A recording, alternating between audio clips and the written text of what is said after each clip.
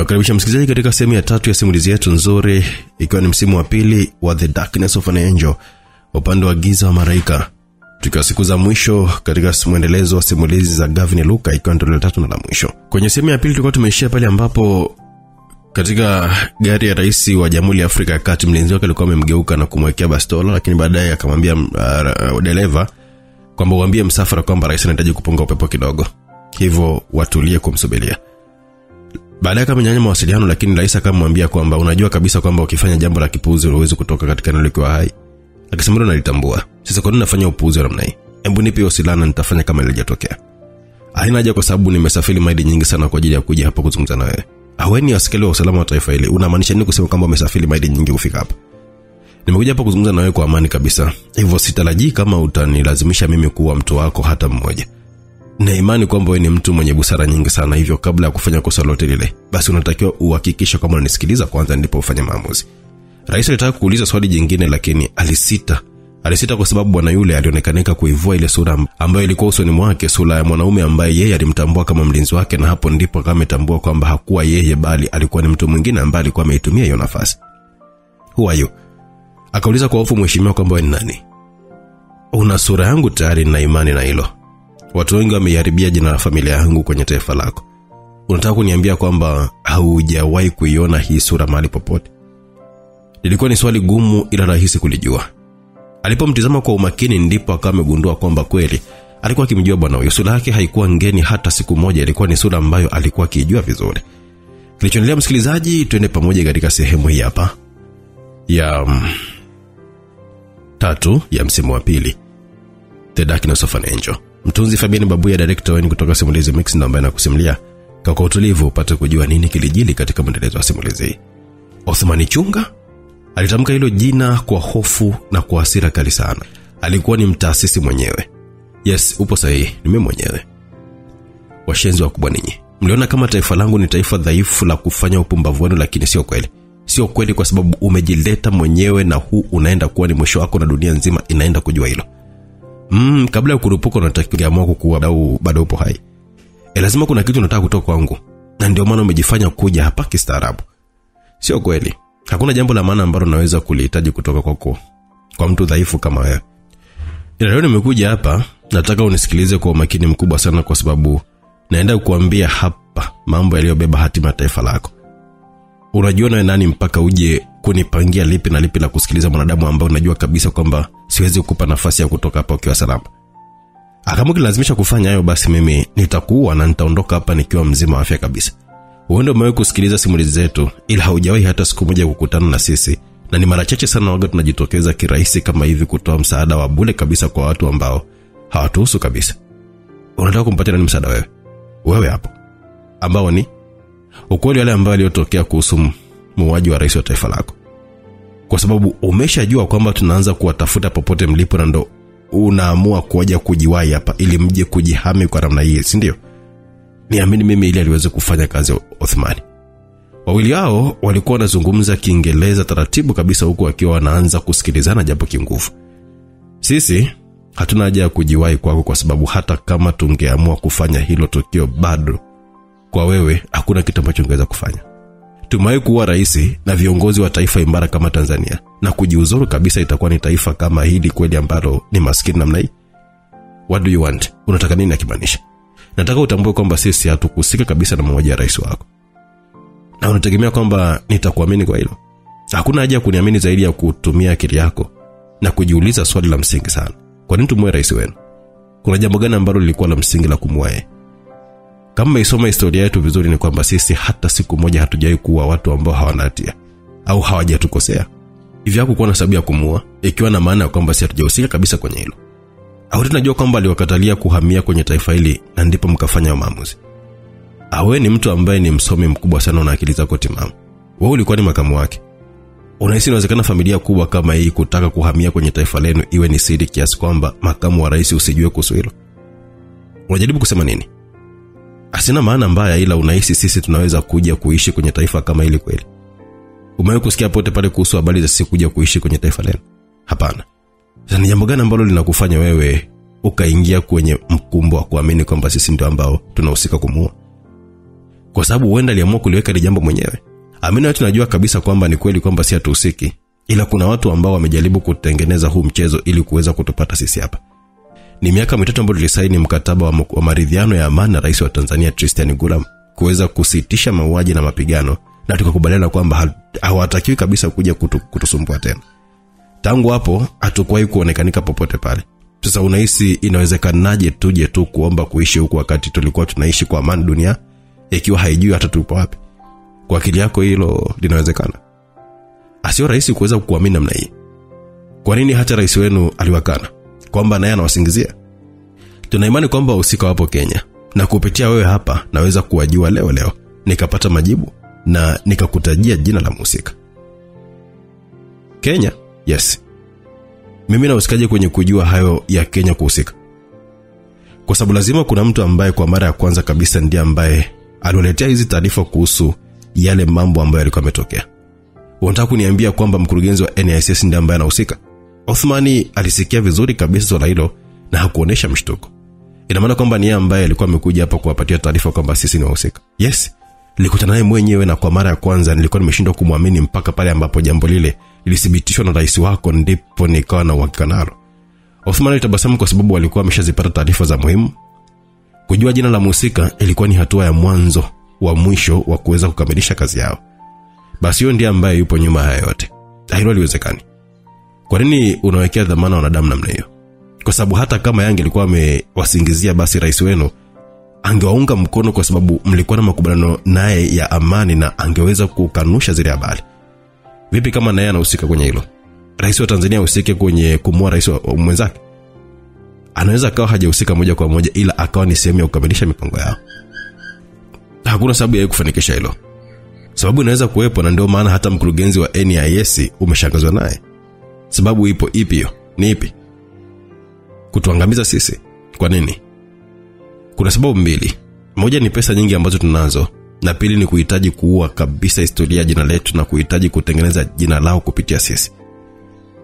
Na jambo ambalo lina wauma wao ni kuona mwanamke anakuwa na nguvu kubwa na maarufu kwa waziri wao. Unamaanisha bosi wako Lionera? Yupo sahihi kabisa. Wakati bosi mwenyewe Gavana Luka yupo hai, walijaribu wakashindwa kwa sababu alikuwa na nguvu kubwa mno, hivyo akawa wapone, na baadaye alipokuwa amekufa alisi kwamba inaweza kuwa ni rahisi kukamilisha hilo kwa sababu familia inaongozwa na mwanamke. Je, ni kweli kwamba ni rahisi? Usijihangaishe kuuliza hilo swali kwa sababu hakuna binadamu yupo hai ambaye anaweza kuiteketeza ile familia kama Lionera yupo hai. Asa kwa nini wawasingizie kesi kama hivyo wanavyodai? Kwa sababu walijua kabisa ndio njia pekee ya kuweza kutupata sisi. Bado sijaelewa. Sisi tukipotea waga kuna njia rahisi tu ya kuweza kutupata. Ni kuharibu jina letu kwa manufaa yako wewe. Waga ni lazima tutokea hadharani kuweza kusafisha hali ya hewa. Kama bosi alipoteaga kwa miaka 20, ndivyo ambavyo Lionela alipotea kwa miaka 3. Wamejaribu kutafuta kila sehemu lakini wameshindwa, na ndipo akaja na mbinu mpya ya kututoa hadharani. Kwanza walituma watu wao na kuanza kufanya mauaji ndani ya mji mkuu wa Tanzania, ambapo walikuwa wanaelekea kutupatia ile kesi sisi kwamba ndio ambao ni wahusika wakuu, lakini wakati huo walikuwa na mpango wa pili ambao ni kumuua rais wenu, ili kama kule ikishindikanika basi wawe na sehemu ya kuweza kutokea, na mpango wao umeonekanika kwamba unafanya kazi vizuri sana na nyeme ingia kwenye 14 zao. Kule Dodoma Tanzania tulipata taarifa zao mapema sana, hivyo nilienda kuwaua wale watu wote ambao kabla hawajakamilisha mpango wao wa kuweza kumuua mkuu wa mkoa wa Dodoma, na wote walikuwa wa Kenya. Baada ya kukamilisha lile jambo, ndipo sasa wakawa wamekuja kwenye mitandao na hili la sisi kumuua rais wenu. Walijua habari kama hizi hatuwezi kuzivumilia, lazima tutungejitokeza ili tuweze kujisafisha tena. Kufanya hivyo ilikuwa inamaanisha kwamba mpango wao umefanikiwa kwa asilimia kubwa, na ni kweli hilo wamefanikiwa kwa sababu tumerudi tena mtaani kama ilivyokuwa zamani, ambapo tumehangaika kutaka kujua kama wahusika ni akina nani, lakini pia tumepoteza watu wetu kadhaa, akiwemo mtu ambaye alikuwa anaaminika kwa ukubwa mno kwetu. Asa kuonekana ni hatua ya kwanza, na hatua ya mwisho ni kuhitaji kuteketeza familia yetu nzima, na hapo watakuwa wamefanikisha mambo yao kwa ukubwa sana, na habari itaishia hapo. Tutakufa na dunia itajua kwamba sisi tulikuwa ni washenzi na wauaji, jambo ambalo sio kweli kabisa, na ndio maana nikahitaji kuja hapa ili kukupa hizi habari mapema. Kwenye utafiti wenu kuna watu ambao mlifanikiwa kuwajua kwamba wapo upande wa watu. Waziri wa mambo ndani ya Kenya ambaye anaitwa Natoli Wanjiku Huyu kuna mtu leo hii ameenda pale kumchukua kwa sababu ndiye anatakiwa kutupatia mipango yote ya watu. Atuseme kwamba ulioyaongea ni ya kweli. Vipi kuhusu rais wa Tanzania? Bila shaka nilipata taarifa kwamba ulikuwa umetuma watu kule Tanzania. Je, umepata taarifa kuwahusu au kuwasiliana nao? Hapana, kwa sababu rais alisema kwamba wapo sehemu ambayo hakuna mawasiliano ila wapo salama. Othman akatabasamu. Sio kweli. Ni kwamba vijana wako waliuliwa usiku ule ule ambao walikuwa wamefika Tanzania kwa sababu walitambua kwamba watajua ukweli kuhusu mambo ambayo yalitokea na ingewaharibia wao. Hapa wanasubiri tu muda upite, wafanikishe mambo yao, kisha watakupigia simu na kukuambia kwamba ni familia yangu ambao wamehusika kwenye haya mambo kuua watu wenu. Haiwezi. Akiwa anataka kubisha, Othman alitoa simu yake na kumuonyesha picha za vijana wake ambao walikuwa wameuliwa kikatili mno. Kipi nataka kufanya kuhusu watu? Kwa sasa hivi wao wanaona kufanya, kwa sababu kama ukionyesha kwamba unajua kwamba wao ndio wapo nyuma ya haya mambo, basi haitamaliza hata masaa 24. Lazima watakuua tu kwa namna yote ile. Kwa hiyo unatakiwa kukaa kimya na kuendelea kuwaaminisha umma kwamba ni nyinyi ndio ambao mmehusika. Sababu ya msingi ambayo imenileta kwenye taifa lako ilikuwa ni kuhitaji muda. Hautakiwi kuzihusisha mamlaka za kimataifa kwa sasa. Hata wakitaka kutoa msaada, waambie kwamba hili jambo unalifuatilia mwenyewe, kwa sababu aliyekufa ni rais wenu na rais pia, mpaka pale ambapo sisi tutamaliza hii kazi ndipo ukweli utakuwa wazi na kila mtu atajua yale ambayo yametokea. Unazungumzia ni muda gani? Wiki moja tu. Kwamba utakuwa umeshawapata wote. Ndio. Na rais wa Tanzania ayule ni lazima afe. Nadhani unanitania, sio? Wewe ndiye ambaye hujui jinsi ambavyo sisi tunafanya kazi. Hata kama wewe ungetakiwa kufa, basi ilikuwa ni lazima uweze kufa kwa gharama yote ile ambayo ingelikuja mbele. Kwa nini taifa langu? Waliamua kuchagua taifa lako kwanza kwa sababu ya umaskini wa kutupa uliopo hapa, lakini pia ni taifa dhaifu na halina madhara makubwa kwa upande wa kule Afrika Mashariki. Udhaifu wa taifa lako kunathibitisha hoja yao ya kusema kwamba sisi tulikuwa tunataka kupindua serikali yenu ili tuitawale, na ndio maana tukaamua kuja huku ambako tulitambua kwamba ni rahisi kuendesha kila kitu. Kwa hiyo hawa watu walikuwa makini sana kuweza kupiga hesabu zao na kufanya uchaguzi wa eneo la kuweza kulitumia. Na yuko nimeamua kuja kuniambia hizi habari kwa wakati huu, kwa sababu sehemu ambayo tulikuwa tunaelekea ilikuwa ni mbaya. Ilikuwa inaenda kuzalisha vita ambayo ni asisi na taifa lako. Nyie mngeanza kutuinda ili kutua, na hilo tusingeliruhusu. Hivyo yangeanza kufanyika mauaji kwenye taifa lako kwa watu ambao hawana hatia kabisa, wakati washenzi ambao wamefanya jambo hili wakiwa mapembeni, wakiwa wanapongezana tu na kunywa huko, wakiwa wanakucheka wewe kwa kuwa mjinga wa kuingilika kirahisi. Sasa kwa nini tufikie kote huko wakati tunaweza kuzuia mambo tu kama hayo kwa njia ya amani kabisa? Hatukuona kama kuna haja ya kufanya yote. Tayari dunia ilishajua kwamba nyinyi ni washenzi, kwa sababu haijui kuhusu ukweli, na wewe umeniomba wiki moja tu. Kwa maana hiyo ni kwamba unatarajia kwamba mimi natakiwa kuja kuwasafisha na kuwaharibia hao mabazazi na washenzi ambao wamehusika kwenye hili.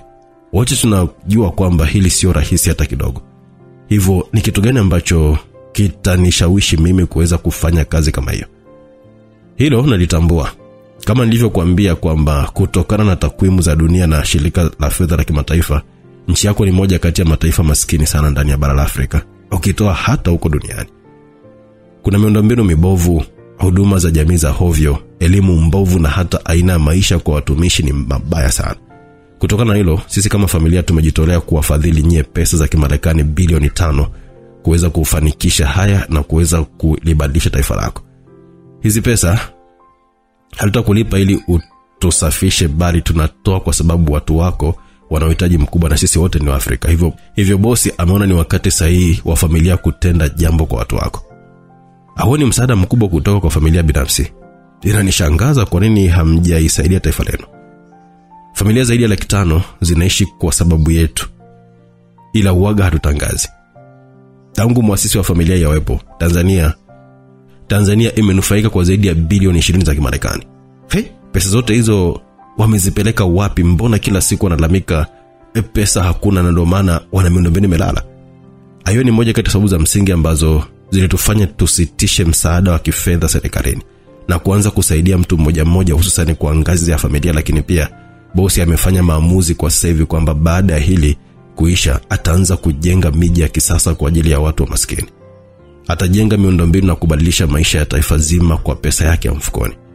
Hii ni kwa sababu wanasiasa wote ni wapumbavu na washenzi tu, kwa sababu ni wararushwa wa kutupa, waongo, na wote wanawaza matumbo yao tu. Hivyo pesa ikitoka haiendi kukamilisha yale ambayo yamepangwa, bali wanazihamishia kwenye akaunti zao za nje na visiwani huko ambako wanaficha pesa, huku watu wao wakiwa wanaishi kwenye maisha magumu na kulalamika kila siku. Kwa maana hiyo ni kwamba hizi pesa ukizipokea, kama ikitokea na wewe pia ukaja kufanya kosa la kuingia tamaa, basi hata nisipokuwepo mimi, unatakiwa kujua kabisa kwamba kuna watu watakuja kukutafuta na kukuua. Kwa kweli siwezi kuzifanyia makosa pesa hizi, na naomba nikushukuru kwa heshima kama hii hapa ambayo umetupatia. Hizo ni pesa ambazo tungezipata kwa masharti makubwa sana na magumu kutoka Marekani na mataifa ya Ulaya ambayo yanazidi kutufanya tuwe maskini kila siku. Sio rahisi mtu kutoa pesa yake kirahisi namna hiyo, ambayo angeweza kufanyia mambo yake mengine binafsi. Kuna wakati inawaelewa watu wa zamani kwamba siku zote ukitaka kujua ukweli, basi unatakiwa kusikiliza pande mbili ambazo huo ukweli unazihusu.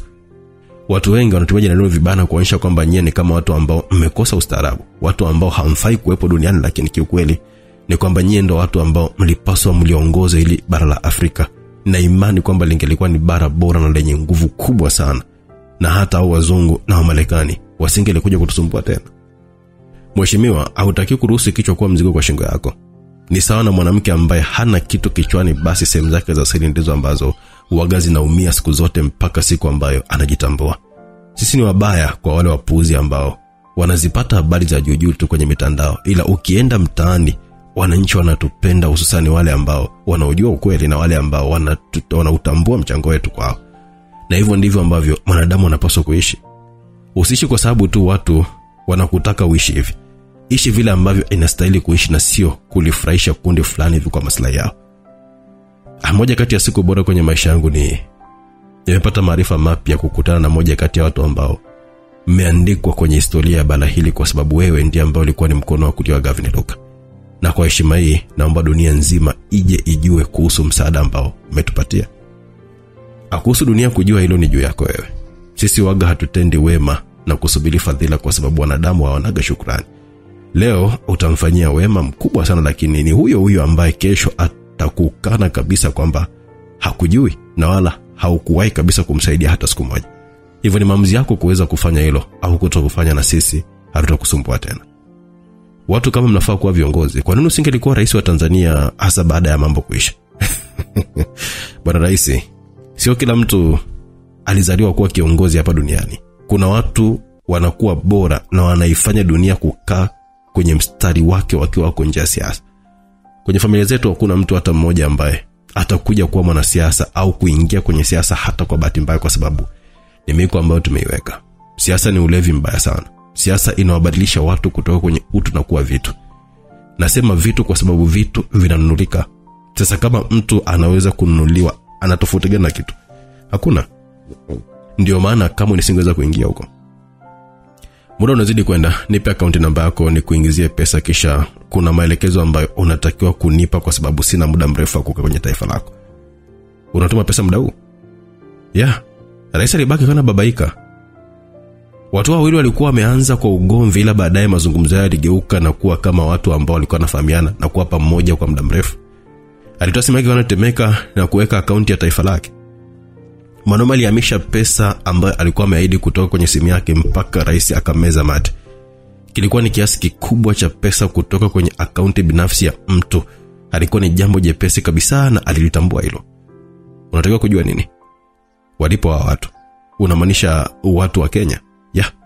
Najua kabisa kwamba kuna watu ambao walikwambia kwamba ni maafisa usalama wa Kenya watakuwa wako hapa kwa ajili ya kutoa mchango wao kwa kushirikiana na wewe ili kuendelea kuadaa, ila hao sio maafisa kweli. Ni watu hatari ambao ni wauaji, na ndio hao ambao kama wakija kushtuka kwamba umejua, watakuua kirahisi sana, kwa sababu wanaingia maeneo yako kirahisi sana kwa kuwa unajua nao ni walinzi. Na kwa bahati mbaya sana wewe huwezi kuwaua, kwa sababu ukifanya hivyo utakuwa unanunua kesi ambayo wanaweza kuitumia kukuchafua wewe. Hasa kama ukiwaua uone kabisa kama bado watajua kwamba na mimi nimehusika.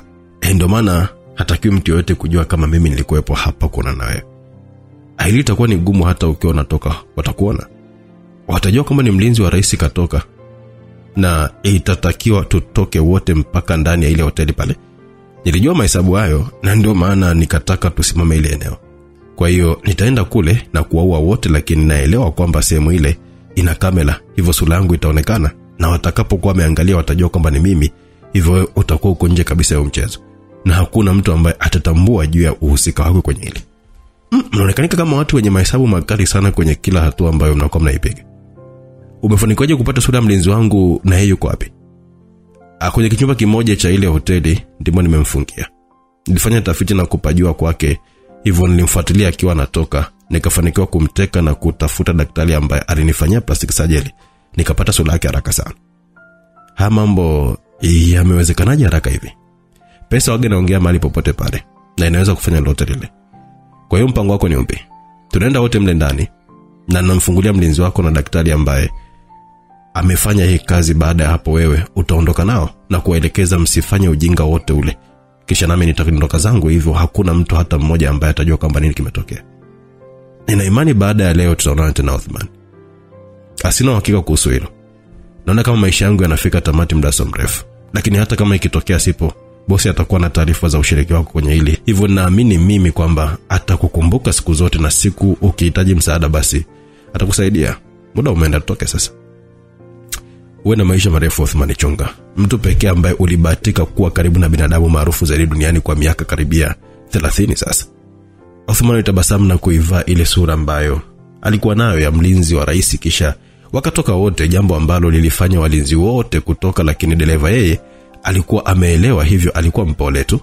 Walinzi waliambiwa wasimame nje ya ile hoteli, watu hao wakapandisha ndani wakiwa na walinzi watatu tu ambao walibakia kwenye ngazi. Wao wakaingia ndani ambako ndiko alikuwa amewahifadhi watu wake. Rais alimkabidhi address ya mahali ambako watu wake walikuwa wapo, hivyo kazi ikabakia kwenye mikono yake kuweza kukamilisha na kuondoka haraka sana na taifa hilo.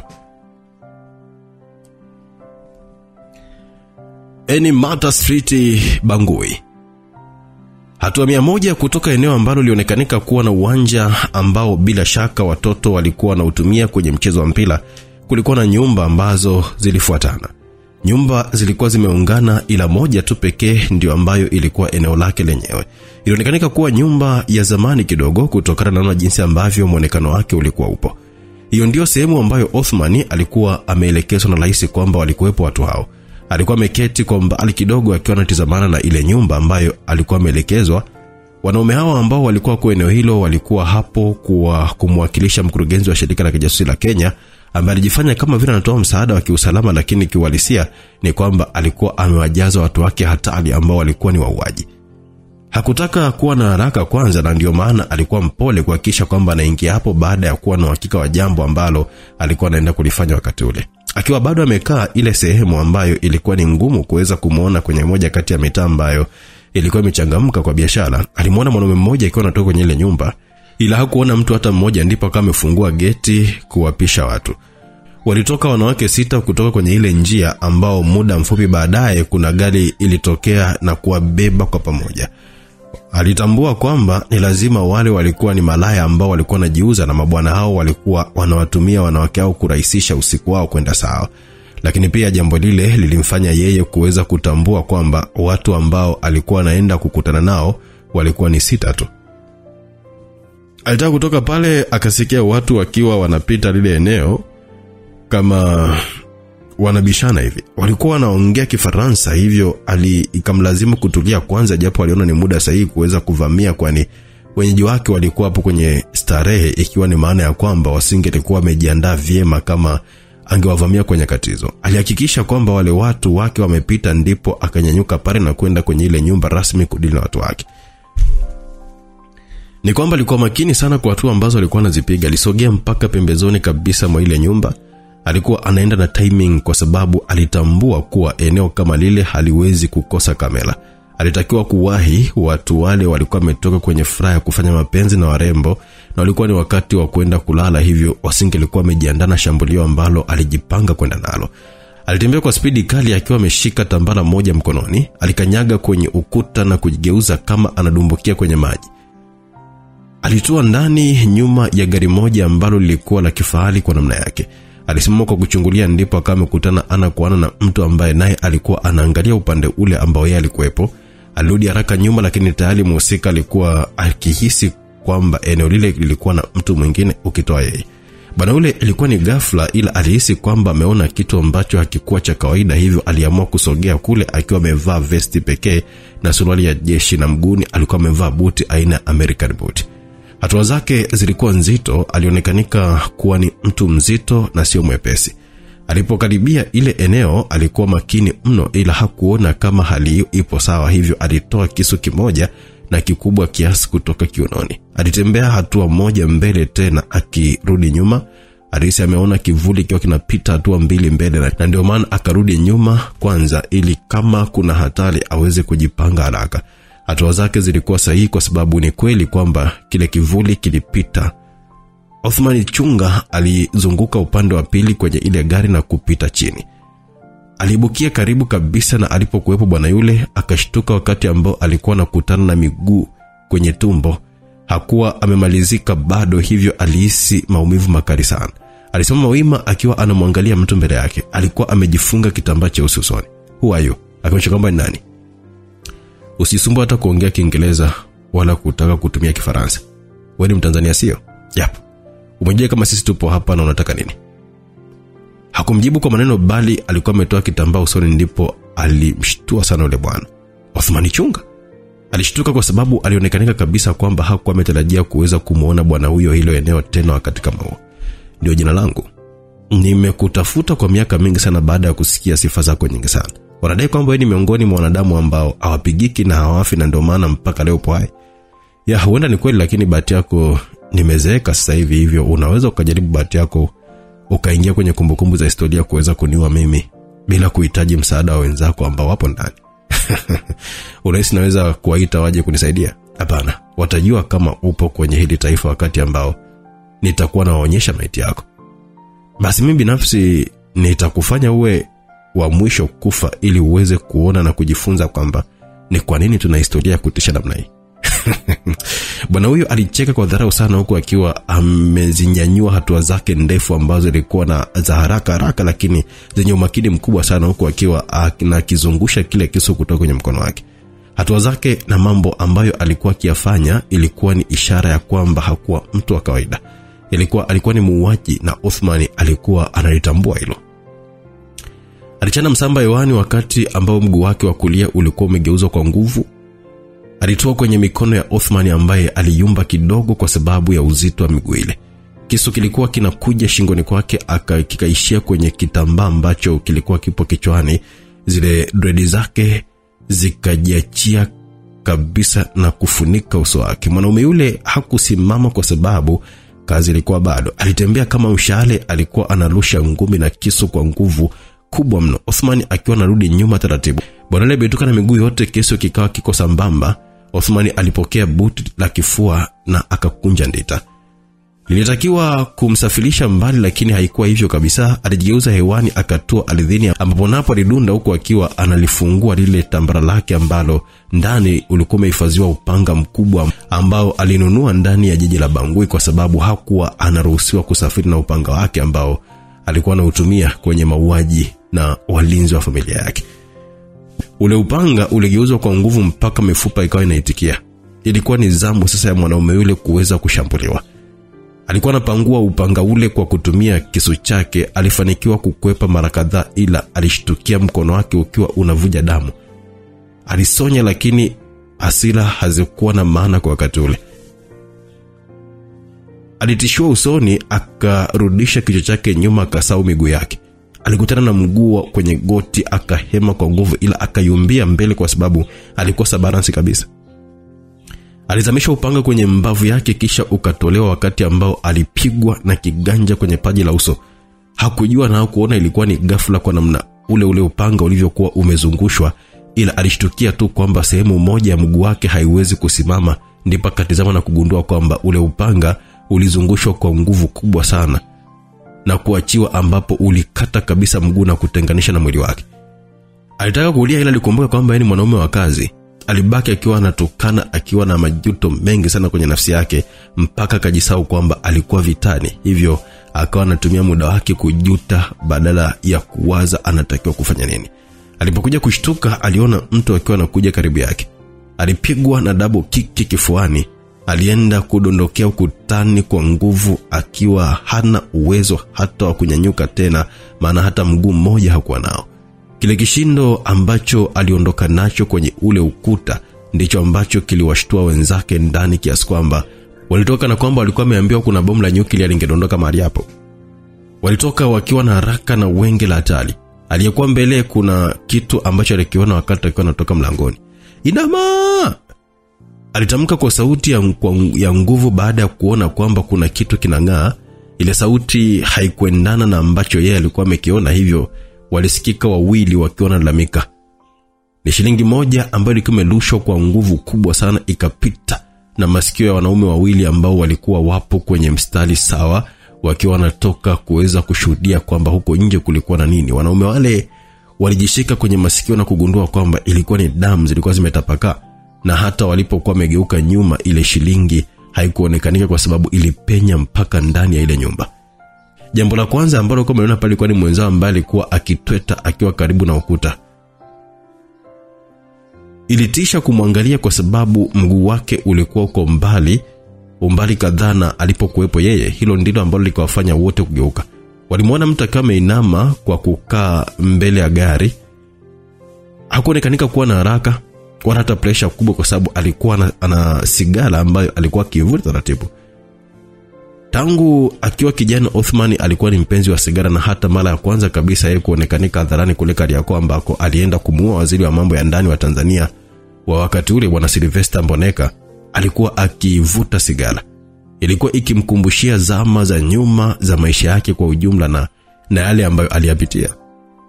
Wanaume wale walitoa silaha zao na kuzikoki kabisa, lakini mhusika hata kuwa na wasiwasi. Bado dread zake zilikuwa zimemfunika uso wake, hivyo hakuwa amemtambua kwamba walikuwa wamevamiwa na nani. Alivuta funda moja la moshi na kulitoa kwa hisia nzito sana, kisha ambapo alizunguka kwa kasi kubwa sana kiasi kwamba alisababisha upepo ambao ulizima ile sigara, akatua akiwa amesimama. Ni jambo la ajabu kwa vijana wenye afya kama nyie hapo kuanza kutoa silaha za moto mbele ya mtu kama mimi ambaye uzee unaniita sasa hivi. Kama hesabu zangu zipo sawa, umri wangu kwa sasa hivi ni miaka 50 au kasoro miaka kama 2 hivi ama 1. Asa vijana wangu mna nguvu, hata 40 hamjafika bado tu mnawaza kutumia silaha risasi kweli. Mbona watoto wa siku hizi mmekuwa laini sana namna hiyo? Aliongea akiwa anazifunua zile dread zake ili waweze kutambua kwamba walikuwa wanashindana na mtu wa namna ipi. Wote walijikuta akiwa anapigwa na butwa. Sura yake haikuwa ngeni kabisa kwao. Ni sura ambayo walikuwa wanaijua kwa sababu ni mtu ambaye alifanya mpaka wao wawepo eneo hilo. Familia ambayo walikuwa wanaitafuta bila mafanikio kwa muda mrefu, mmoja kati ya waasisi na viongozi wa familia hiyo alikuwepo hapo usiku huo. Ni mtu ambaye kupatikana kwake alikuwa ni adimu kama mvua kunyesha maeneo ya jangwani. Tunamhitaji akiwa hai huyo mtu. Hatakiwi kuwa kwa sababu bosi akisikia hili atatulipa pesa nyingi sana. Aliongea mmoja kwa majivuno ambaye alionekana kuwa ni kiongozi wa wale wote pale. Kamuumiza mwenzetu na sisi katutoboa na shilingi ambayo ndio ilikuwa ni utambulisho wa Gavin Luka, alafu nasema kwamba anatakiwa kuwa hai. Aliongea mmoja kwa jazba ambaye hakuwa na sikio, damu zilikuwa zinamtoka, ila hakuonekana kuijali zaidi ya kuwa na hasira na yule ambaye alisababishia hilo tatizo hapo. Tunaweza kumkata sikio moja na kumkata miguu yake miwili kama malipo, ila anatakiwa kuwa hai na sikio moja linatakiwa kuwepo ili aje asikie vyema akikutana na kiongozi. Hilo akaonekana kukubaliana nalo, hivyo wakatupa silaha zao za moto kwa mikogo. Visu vilikuwepo. Zilikuwa ni silaha ambazo ilikuwa ni lazima kuweza kutembea nazo popote pale. Othman hakuwa na upanga wakati huo, kwani hakuwa ameuokota bado. Alihitaji kunyosha misuli yake siku hiyo kwa kutumia tu zaidi mikono. Alinyosha na kuifanya mifupa kuitikia kwenye mwili wake. Hakuwa amepigana kwa ngumi kwa muda mrefu zaidi ya upanga, ila siku hiyo aliona kabisa kwamba upanga wa kununua haukuwa mzuri, yani hauna vibe kama ule wa kwake, hivyo ni bora tu akatumia mikono yake mwenyewe. Watu bada walikuwa jumla ya watu 5. Mabwana wale walikuwa na hasira zaidi ya mbogo ambao walikuwa wamejeruhiwa msituni. Wote walikuwa vyema kwenye ulimwengu wa watu wenye mabavu, hivyo hawakutaka kuenda wote kwa pamoja. Alikuwa anahitaji kumtesa mwanaume huyo ambaye alijitabanaisha kwamba alikuwa ni mzee na umri wake haukuwa rafiki. Wakaenda wawili ambao walikuwa wanakuja kwa pamoja, wanaume wazito wenye kasi kubwa ya kutisha. Walimchanganya, akafanikiwa kutoa ngumi za mmoja alimkita na ngumi kwenye shingo.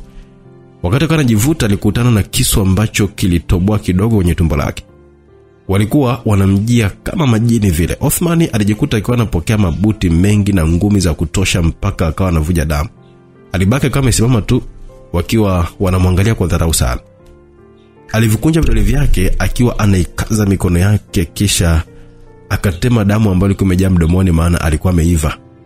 Alivuta pumzi ndefu na kuwafuata mwenyewe. Bwana huyo alikuwa anatembea kwa kasi kubwa mno kiasi kwamba walikuwa wanaona kama vile mtu anakuja kwa ile kasi ambayo haikuwa ikiendana na zao. Alimdaka bwana mmoja bega, alijitahidi kuutoa mkono huo, akadakwa kwenye koromeo ambalo likabaki kidogo tuliweze kunyofolewa. Ila alijitahidi kupangua mkono huo, ila kufanikiwa kwake ndiko kulipelekea jicho lake kutobolewa, wakati ambao mwenzake alikuwa anakuja nyuma kushambulia kwa nguvu kubwa sana akiwa na kisu. Alizungushwa yule ambaye alikuwa analamikia maumivu ya jicho lake, kisu cha mwenzake kaenda kukita kwenye moyo. Walikuwa wanauana wenyewe kwa wenyewe, sasa jambo ambalo lilimfanya mwenzake abaki akiwa anashangaa tu kumuua rafiki yake. Muda ambao alikuwa anashangaa, alikuwa amesahau kama alikuwa vitani. Othman alizunguka kwa nyuma, akadaka kolomeo la yule bwana mwingine ambaye alimuua rafiki yake. Lilivutwa kwa nguvu, ile shingo ikabaki wazi lile eneo. Alishika wakati damu ikiwa inamtoka kwa wingi sana. Alitobolewa na vidole kwenye masikio yake, ambapo masikio yalianza kutoa damu kana kwamba ni maji yalikuwa yamefunguliwa bombani. Alibaki anatemeka tu akiwa anazunguka kila sehemu mpaka alipokuwa ametoa karibu na rafiki yake, naye akajirundika pale pale akawa amekufa. Walikuwa wamesimama watatu wakiwa wanaangaliana tu na kuwatizama wenzao ambao walikuwa wameuliwa kikatili sana. Othman alisema akiwa anaangalia, mikono imetapakaa damu na rasta zikiwa zimefunika uso wake, huku yeye mwenyewe akiwa anavuja damu kiasi tumboni mwake. Ilikuwa ni mtu 3 kwa 1. Mabwana wale walimzingira pande 3 tofauti na kukata rasta yake moja, lakini alikuwa ameurusha mkono wake ambao wakati kile kisu kikiwa kinamalizikia alikidaka kwenye fundo lake. Hivyo yule ambaye alikuwa amekilusha alikuja kwa kasi akiwa anajua kwamba kisu kilipitiliza. Othman alikuwa anamkadilia bwana yule akiwa anajileta mwenyewe kwa kasi na nguvu kubwa sana. Othman alitishia kwenda kumharibia hesabu bwana yule kwa sababu alisita. Kusita kwake kulimfanya Othman kwenda kweli, ambapo alikita na kisu kifuani, ambapo alikishusha mpaka tumboni na kupasua kifua. Alizamisha mkono wake na kutoa nyama kadhaa, kisha akamsukumia bwana huyo pembeni akiwa ni maiti.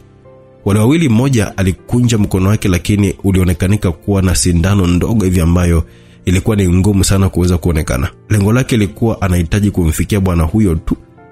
Othman alikuwa na kisu kimoja mkononi. Aliona wote wakija huku na huku, alijaribu kusogea kando, ila alikwepa mmoja tu. Alipigwa ngumi kwenye mbavu, sehemu ambayo ilifuatiwa na kisu ambacho alikichomoa kwa nguvu, akawa navyo viwili. Alivizamisha kwenye shingo ya yule bwana na kuigawanyisha sehemu mbili. Alihisi mwili wake kuna sisimuka mno alipokuwa amepokea ngumi ya shingo, lakini haikuwa ngumi tu bali ni kitu ambacho kilimchoma. Alijigusa na kugundua kwamba ilikuwa ni sindano. Ilipita, na ndio maana mwili wake ulipokea mabadiliko. Aligeuka kwa ngumi ambayo alikutana na ngumi nyingine ikiwa inamjia. Alinyosha mkono wake, pia ngumi zile zikawa zimekutana. Kukutana kwa zile ngumi kulimfanya bwana yule kupiga kelele. Alidakwa mkono wake ukiwa unachalangwa na kisu kama karoti ikiwa inaandaliwa kupikwa. Alipigwa ngumi kama 6 hivi mpaka kifua kikawa rojorojo. Mkono ulizamishwa kifuani na kutoboa vibaya sana. Uliingizwa kwa mara ya pili kwenye moyo, ukatoka na moyo ambao ulimwacha yule bwana akiwa anababaika pale pale na kutetemeka, huko akiwa anaangalia moyo wake ukiwa upo kwenye mikono ya mwanaume mwingine. Alihakikisha mhusika anauona wakati akiwa anaubamiza moyo wake kwenye ukuta. Alikufa akiwa anashuhudia moyo wake wakati ukiwa unagawanywa vipande vipande, na hakuhangaika naye tena wakati akiwa anashuka chini baada ya kuishiwa nguvu kabisa kwenye mwili wake. Othman alikuwa amemaliza kazi yake, ila alihisi mwili wake haukuwa sawa. Mwili ulikuwa na mabadiliko makubwa, lakini hakuwa na namna. Alisogea kwa yule bwana ambaye alimwahidi kwamba angeweza kuwa wa mwisho kufa ili aweze kuona sababu ya kwa nini watu wa familia hiyo walikuwa wakiogopa na wanadamu wengine. Alienda kuketi pembezoni mwa bwana yule ambaye alikuwa yupo kwenye hali mbaya sana, huko akiwa amekata hata tamaa ya maisha kabisa. Haya ndo maisha ambayo yametufanya sisi kuwa ni watu wa kuogopwa kila tunapokuwa tunapita. Kwa sasa hivi nimezeeka mpaka natumia muda mwingi sana kama huku wa vijana 6 tu pekee. Inasikitisha sana. Enza ujana wangu kama nyie 6 ningeokoa dakika 2.5 tu, kwa sababu ni vijana lakini mnakula vitu vyenye mafuta sana kupitiliza. Hivyo mnakuwa wazito. Kwa namna ilivyo, kama mngelikuwa wepesi kidogo tu basi mngekuwa moja kati ya viumbe hatari sana. Yenye hapo. Aliongea akiwa anaiwasha sigara yake na kumpasia mwanaume huyo ambaye alikuwa anavuja damu kwa wingi sana. Alipokea kwa taabu sana na kuweka kwenye mdomo wake. Hivi na nyinyi wanadamu wa kawaida kama sisi, mwanadamu ambaye amezaliwa na mwanamke hawezi kuwa katili namna hiyo? Hilo swali nimeulizwa na watu kadhaa kwenye maisha yangu. Wengi waga wanaamini kwamba sisi ni watu wa kutengeneza tu kwenye maabara, lakini ukweli ni kwamba sisi ni binadamu kama wewe tu. Tulizaliwa na kulelewa kama wewe. Mimi nyumbani Tabata tu pale Dar es Salaam. Bangu alikuwa ni askari polisi ambaye alikuja kufa kwa sababu ya tamaa na ushenzi wa wanadamu. Asikuwa nimekuwa binadamu wa namna hii. Wanaume wawili walikuwa wanaendelea kupokezana sigara na kuivuta taratibu kabisa. Wanadamu ndio ambao wametufanya sisi kuwa hivi. Maisha waga yanalaumiwa kuwa sababu ya kila kitu, lakini uhalisia ni kwamba wanadamu ndio sababu kubwa sana ya mambo. Hakuna binadamu ambaye waga anazaliwa tu na anaamka na kusema kwamba nikamuue fulani, labda kwa watu wajinga tu au wanasiasa baadhi ambao ni wapuuzi. Hili swali linaweza nikakuuliza kwamba wewe mwenyewe kwa nini umekuwa ni muuaji badala ya kuwa na familia bora ambayo unaweza kutulia ukailea tu kwa amani na furaha? Kwa sababu ya pesa. Safi. Maana yake ni kwamba hata wewe una sababu ambayo imekufanya umekuwa muuaji bila kujalisha kama ulikuwa unataka kuwa hivyo au haukutaka, japo kila mtu mwisho wa siku waga anapata kile ambacho anastahili kuweza kukipata. Mimi mpaka hii leo nina uhakika kama ningeishi kwenye ile dunia ya udhaifu basi lazima tu ningelikuwa nimeshakufa muda mrefu sana, kwa sababu kwanza nilikuwa nimejikatia tamaa ya maisha. Baada babangu kuuawa, kiukweli sikuwa na hamu tena kuendelea na maisha yangu. Ulikuwa ni wakati wa mimi kwenda kaburini kuweza kupumzika, mpaka pale ambapo alitokea mtu ambaye alionyesha kujali kuhusu mimi na maisha ambayo nilikuwa nayapitia. Gavin Luka, yupo sahihi kabisa. Huyo ndo mtu ambaye aliniokota mimi na kunisaidia. Ndiye mtu ambaye alinipatia tumaini jipya la maisha na kunifanya nijione binadamu kwa mara nyingine tena. Ulishakutana na mtu ambaye anakuja kuwa ni msaada wako wakati dunia nzima imekukataa? Ndio, mara moja. Basi naelewa kwamba unaweza kuwa tayari kuyatoa maisha yako kwa ajili yake. Ndivyo nimefanya mimi. Tangu siku ile nilihesabia kwamba nimekufa, hivyo nilikuwa tayari kufa kwa ajili yake.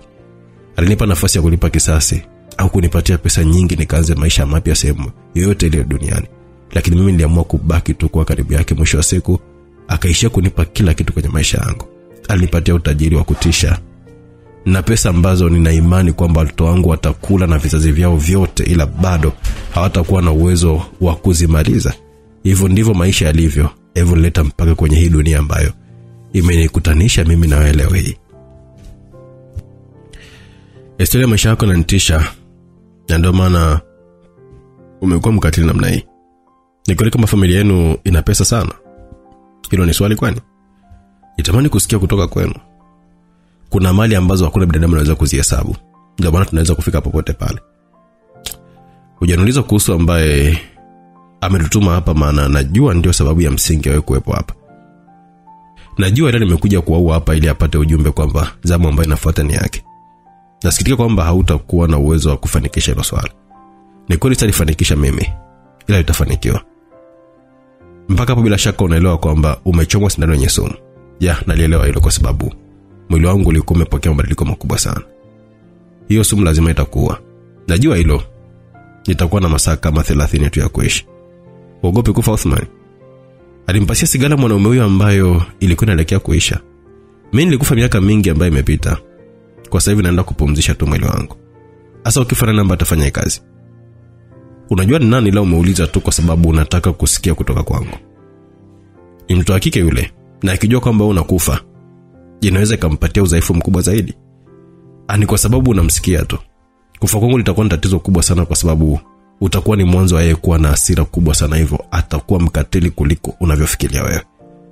Kwamba ana uwezo mkubwa kuliko wewe, kwa sababu nasikia ana nguvu za ajabu.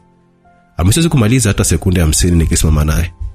Nitakuwa nimeshakufa, hivyo hawa watu wote wanaenda kuteketea, ila Kwa bahati mbaya ni kwamba sitakuwepo pale kwa ajili ya kumlinda. Hali yangu itakuwa inazidi kuwa mbaya kila muda unavyokuwa unazidi kwenda hivyo.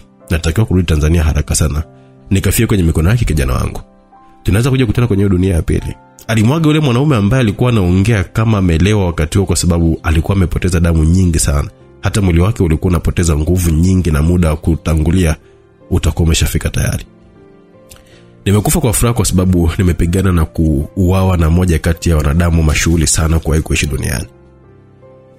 Hata kama nikienda kuzimu, bado nitakumbuka kwamba niliuawa na Othman Chunga. Tena nikapata mpaka wa saa kubadilishana naye maneno na kuvuta sigara kwa pamoja. Natambua kwamba dunia inaandika kwenye historia kwa hili na kufa kama shujaa. Alitamka kwa sauti ya chini akiwa anaegemea ukuta, tena akiwa kwenye tabasamu zito sana. Othman aligeuka na kutabasamu pia, huku akiwa anaondoka kwenye nyumba hiyo, hali yake ikiwa sio nzuri kabisa. WO Plaza. Huko ndiko msikilizaji atakapoje kuanzia katika sehemu inayofuata. Kumbuka huu ni ukumbi ambao uko kule Kenya, na ndio ukumbi ambao walikuwa wanafanyia mikutano yao akina bwana Odiambo na waziri wa mambo ya ndani na kikosi kizima kinachohusika kuitafuta familia ya bibi wa kuitwa Leonela ya bwana Gavin Luka. Tutakuwa tumeanzia hapo katika sehemu ya 4 msikilizaji, usicheze mbali. Mimi director Owen Simulizi Max ndo ambao tunakuletea simulizi hizi. Fabian Babuya kando mwandishi wa simulizi, unapata kusikiliza kwa uzuri sana kutokea hapa Simulizi Max. Usikose kuwa nami katika sehemu inayofuata kujua nini kinaendelea. Mpaka wakati ujao, alamsik.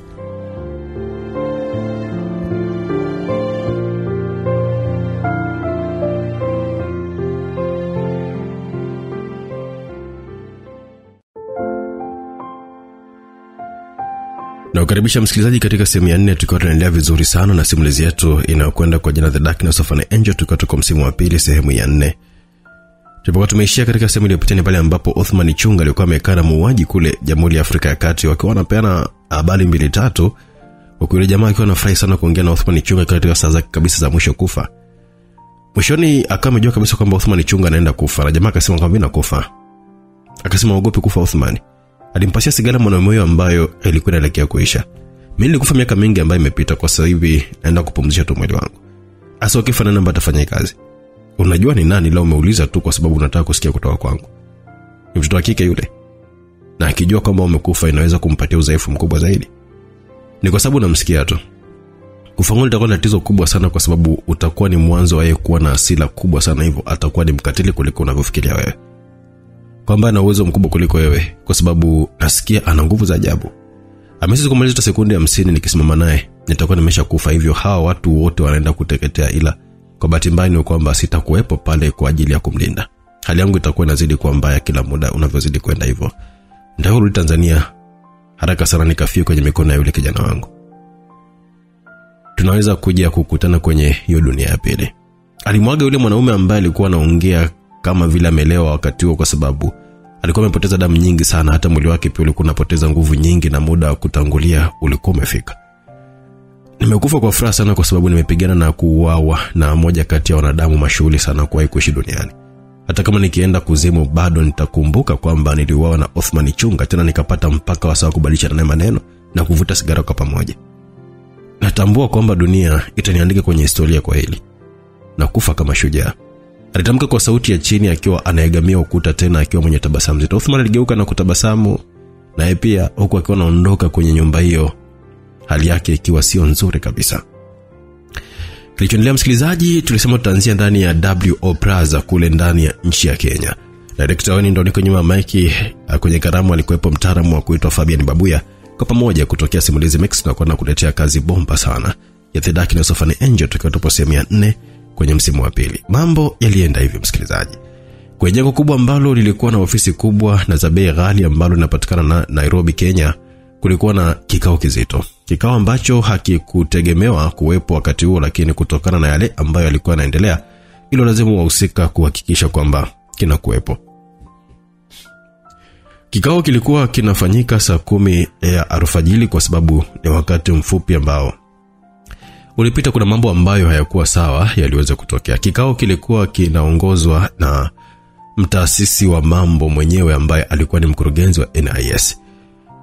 Hata watu wake walijua kabisa kwamba mambo hayakuwa sawa, na ndio maana alikuwepo mwenyewe. Leo usiku tumepokea mambo mawili mazito na mabaya ambayo yametupata. La kwanza ni hapa Kenya, ambapo waziri wa mambo ya ndani alikuwa anaenda kutuuza, hivyo nimemuua mwenyewe. Alitulia wakati wenzake wakiwa na mshangaa. Ni kama bado hakuwa akiamini yale ambao alikuwa anayasikia kutoka kwa kiongozi wao, ambaye baada ya muda kidogo aliendelea na maelezo yake. Huyu mtu, ukiacha kwamba alikuwa anaenda kutusaliti kwa maelezo yake mwenyewe ambayo ameniambia kwamba amechoka na haya, lakini ni kwamba kulikuwa kuna uwezekano mkubwa sana wa kuweza kufahamika kwamba alikuwa yupo nyuma haya, na kufahamika kwake ilikuwa ni ishara kwamba alikuwa anaenda kututaja sisi sote. Hili limethibitishwa na mimi mwenyewe, kwa sababu baada tu ya watu wangu kuteketeza familia yake, baadaye kidogo alionekanika mtu mwingine ambaye bila shaka ni mtu aliodela. Ameua vijana wangu 6 wote ambao nilikuwa nimewabakisha pale kwa ajili ya kulinda kama kuna mtu mgeni ambaye atajitokeza waweze kumleta kwangu. Mheshimiwa, hilo lina tupatia taarifa gani? Akauliza bwana mmoja ambaye umri wake ulikuwa umeenda kidogo. Ni taarifa kwamba siri zetu zipo nje. Unamaanisha nini? Muda mfupi baadaye nimepata taarifa nyingine kutoka Jamhuri ya Afrika ya Kati. Sehemu ya siri ambayo tulikuwa tumewahifadhi watu wetu ambao walikuwa wameenda kule kwa mgongo wa kuisaidia serikali ya bwana Norbert Sullivan, kwamba nao wameuawa. Ile swala lilisikia, lakini hakuweza kulijibu kabisa mheshimiwa. Hakuonekanika kwamba alikuwa yuko sawa nyakati hizo, kwa sababu akili yake haikuwa hapo. Aliwasha runinga kubwa ukutani na kuweka video za marejeo za matukio ambayo alikuwa ametokea kwenye ile nyumba kutoka huko Jamhuri ya Afrika ya Kati. Alikuwa anaonekana Othman tangu anaingia mle ndani mpaka anamaliza kufanya mauaji na mazungumzo yote ambayo alikuwa ameyafanya na kijana wao mmoja ambaye alikuwa yuko hai lakini kwenye hali mbaya sana. Wote walibaki kimya. Hakuna ambaye alikuwa na tai tena shingoni. Kila mtu alionekanika kukubana na joto lililokuwa limewapitia katikati yao, kwani hata makoti waliyavua kabisa. Hawatu mbona wafi? Na anajipataje habari za siri kama hizi? Alifuka mwanaume mmoja akiwa anauliza swali huku akiwa anasimama na kuzunguka kila kona, lakini bado hakupata jibu la swali ambalo alionekanika kama amejiuliza yeye mwenyewe. Wameishi zama na zama, wamekuwepo kwenye zama hizi zinaelekea kuwa ni za 3 tofauti. Ulitegemea nini kutoka kwake? Nimlisikia jina lake kwa muda mrefu sana. Sikuwahi kuamini kama amekuwa ni mzee kiasi hiki siku hizi na bado hajazitoa zile nywele zake. Huyu ni mkono wa kulia wa Lionela. Ni jambo zuri kuonyesha kwamba anaenda kufa kama tuliyosikia ni ya kweli. Lakini jambo moja ni la kushangaza. Kama amejua ukweli juu ya bosi kuhusika na hili, mbona hajaondoka na ushahidi? Binadamu kama huyu anabeba ushahidi wa kazi gani? Waga wamfungi mtu au kumpeleka mahakamani yao? Waga wanahukumu wao wenyewe, hivyo ushahidi ni yeye mwenyewe kumfahamu mtu ambaye wanamtafuta tu basi. Mengine wanamaliza wenyewe. Sasa alijuaje kama watu wale wangekuwa kwa pale? Hao watu sio wajinga. Huenda wakati tunapanga mipango tangu mara ya kwanza kabisa, nao pia walikuwa na mikakati ambayo walikuwa kiitumia, na ndio maana wamekuwa mbele ya muda, au huenda rais amewapa taarifa zile. Ayure ni rais ambaye muda mfupi tuliopita zimesambaa video zake akiwa anawalaani na kuwatafuta. Unahisi kwamba inawezekana vipi wao tena kukaa sehemu moja kufanya mazungumzo ya hivyo? Kwa hiyo tunafanyaje? Kwa sasa hivi ni kukutana nao tu ana kwa ana, na hakuna namna tena. Kwa sababu Lionela anaenda kumpoteza mtu wake muhimu mno, hivyo atayumba na utakuwa ni muda mwafaka kuweza kumpoteza yeye na watu wake wote ambao walikuwa wamebaki. Inawezekana ukawa ni muda mbaya zaidi kukutana naye, kwa sababu anaweza asiwe na huruma. Kwa hiyo unatakaje? Labda tujiandae kwa vita, ndugu yangu. Shut up! Wambui Odhiambo alitamka kwa sauti kali sana, akiwa anapiga kwenye meza kunyamazisha mazungumzo ya watu wake ambao walionekanika kuanza kuzungumzia upumbavu mbele yake, wakati yeye akiwa anafikiria mambo ya msingi ya kuyafanya kutokana na hali ambayo ilikuwepo mezani wakati huo. Hivi mnaona hili jambo ni jepesi kuliongelea hivi? Mpaka nawaambia kuhusu habari aliyoyafanya Othman, ina maana kwamba utambulisho wangu upo nje sasa hivi, na kwa sasa hivi wanajua ni nani ambaye anahusika. Boss amepata hasira kali mno kwa sababu ya huu uzembe ambao umefanyika, na anahitaji hili liishe haraka sana. Aliongea kwa jaziba kali sana mheshimiwa. Umesema bosi. Wengi hawakuwa wanajua kwamba Wambui alikuwa ni kibaraka tu, nyuma yake kulikuwa kuna mtu mwingine ambaye ndiye alikuwa anamtuma hiyo kazi. Alivuta bastola yake na kumpiga risasi nyingi bwana yule ambaye aliuliza swali lililokuwa linaonekanika kuwa la kipuuzi kwa nyakati kama zile. Alipasukia kwenye meza na damu yake ikatapakaa mezani huku akiwa amejilaza pale pale tena akiwa maiti. Sitaki maswali mengi ya kukosoa kijinga hapa. Ni kwamba kwa sasa hivi tunatakiwa kuingia vitani rasmi, na kama mtu ambaye ataonyesha usaliti na muua mwenyewe, hivyo kakaeni na familia zenu kwa mara ya mwisho, kwa kuwa nina uhakika kwamba baadhi yenu hapa hamtapata hizo nafasi tena. Aliwaangalia watu wao kwa umakini na kumgeukia kijana wake ambaye mara nyingi sana ndiye ambaye alikuwa anaendesha vikao yeye akiwa hayupo. Mtafute Jabali, mwambie kwamba ni muda wa kukamilisha hatua ya mwisho ya jambo hili, na baada ya hapo anatakiwa kukimbilia mbali kabisa, kwa sababu muda sio mrefu anaweza kutambulika kwamba yupo wapi. Ikawa ni hatari kubwa sana. Pia wale wote ambao walikuwa wamehusika kwenye huu mpango hakikisha kwamba wanauawa, kuanzia na yule binti Irene ambaye aliua malaya wenzake kule Manzese wakati tulikuwa tunatengeneza story ya kuwayumbisha watu wale. Alikuwa ameomba hifadhi hapa Kenya ambako yupo na mama yake. Hakikisha kwamba unamuua kabla mambo hayajaribika, na yule ambaye alimpatia kazi muue pia. Lakini pia usisahau kuua na wale ambao walikuwa wanamfundisha namna ya kuua, kwa sababu hakuna ushahidi ambao unatakiwa kubaki kwenye hili.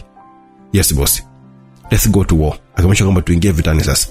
Alitamka na kutoka humo ndani, watu wote wakiwa wanatetemeka. Mmoja aliingia mzima, ila ilikuwa inatoka maiti yake kwa sababu ya kujifanya yeye ni mjuaji na mtu ambaye anapenda kuhoji kila kitu.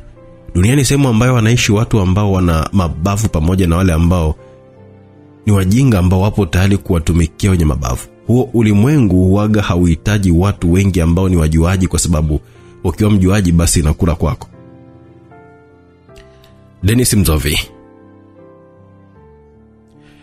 Dennis Mzovi, mwanaume ambaye aliishi Kenya kwa miaka 3 akiwa anafanya uchunguzi kwa ajili ya kazi rasmi ya rais ya siri. Alikuwa ni mwanaume ambaye mbali na kazi yake alikuwa na familia. Alikuwa ni mtu mmoja ambaye alipenda mno familia yake, lakini aina ya kazi ambayo alikuwa akifanya ilipelekea yeye kuwa mbali na familia yake kwa muda mwingi, na mara nyingi hilo jambo lilikuwa linazalisha migogoro isiyoisha baina yake na mke wake. Bwana huyo mkewe alikuwa amemsihi kwa muda mrefu kuweza kuachana na kazi yake, lakini lilikuwa ni jambo gumu kwa sababu ni kazi ambayo ilikuwa ipo kwenye damu, ni kazi ambayo ilikuwa moyoni, na alikuwa tayari kuweza kuitanguliza kazi kabla ya jambo lote lile. Baada ya kutoka Kenya na kukutana na rais, bwana huyo alitoa maelekezo ambayo kwa 100% yale ambayo aliyasema yeye ndio ambayo alikuja kutokea, na mengine alikuwa anakiendelea kuweza kutokea. Ila jambo la kushangaza ni kwamba ulikuwa ni wakati wa kazi ngumu mbele yake, lakini siku moja kwenye mlango wake alikutana na maelekezo kwenye karatasi. Maelekezo hayo yalimtaka yeye kuweza kupumzika kwanza na apate muda na familia yake. Ni maelekezo ambayo aliyapata kutoka kwa rais mwenyewe ambaye alimhakikishia kwamba alikuwa anamshukuru kwa utumishi wake, ila ulikuwa ni muda wake wa kupumzika baada ya kuteseka kwa na jiji la Nairobi kwa miaka 3. Anamshukuru kwa utumishi wake. Yalikuwa ni maneno ambayo yalimfikirisha, lakini aliamua kuyapotezea. Kosa lake la kwanza lilikuwa ni hilo. Mara nyingi uwaga ni maneno ambayo huwaga wanatakiwa kuambiwa wale watu ambao wanakuwa wanaagwa au kustafu kwenye kazi zao ambazo walikuwa wanazifanya. Yomli bado ulikuwa unamruhusu, na kwa kumbukumbu zake hakuna sehemu ambayo aliwahi kuomba kutengana na kazi yake hiyo na hatari ambayo alikuwa akipenda.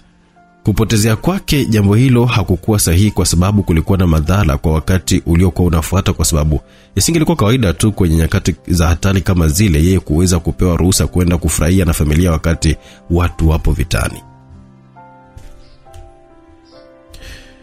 Jambo moja ambalo waga unanikera ni kama hili. Kwa sasa hivi umekuja kunililia hapa, tumerudi hapa familia moja. Ona binti yetu alivyokuwa na furaha kwenye uso wake, lakini hapa naweza kuamka kesho nisikukote. Nilikubali kuolewa na mwanaume wa hovyo kwenye maisha yangu. Ilisikika sauti ya mwanamke akiwa analalamika. Kwenye mkono wake alikuwa ameshika mwiko.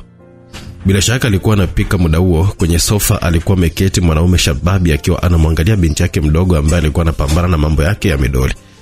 Alikuwa ni Dennis Mzovi, mwenyewe akiwa nyumbani kwake maeneo ya Kibaha maili moja.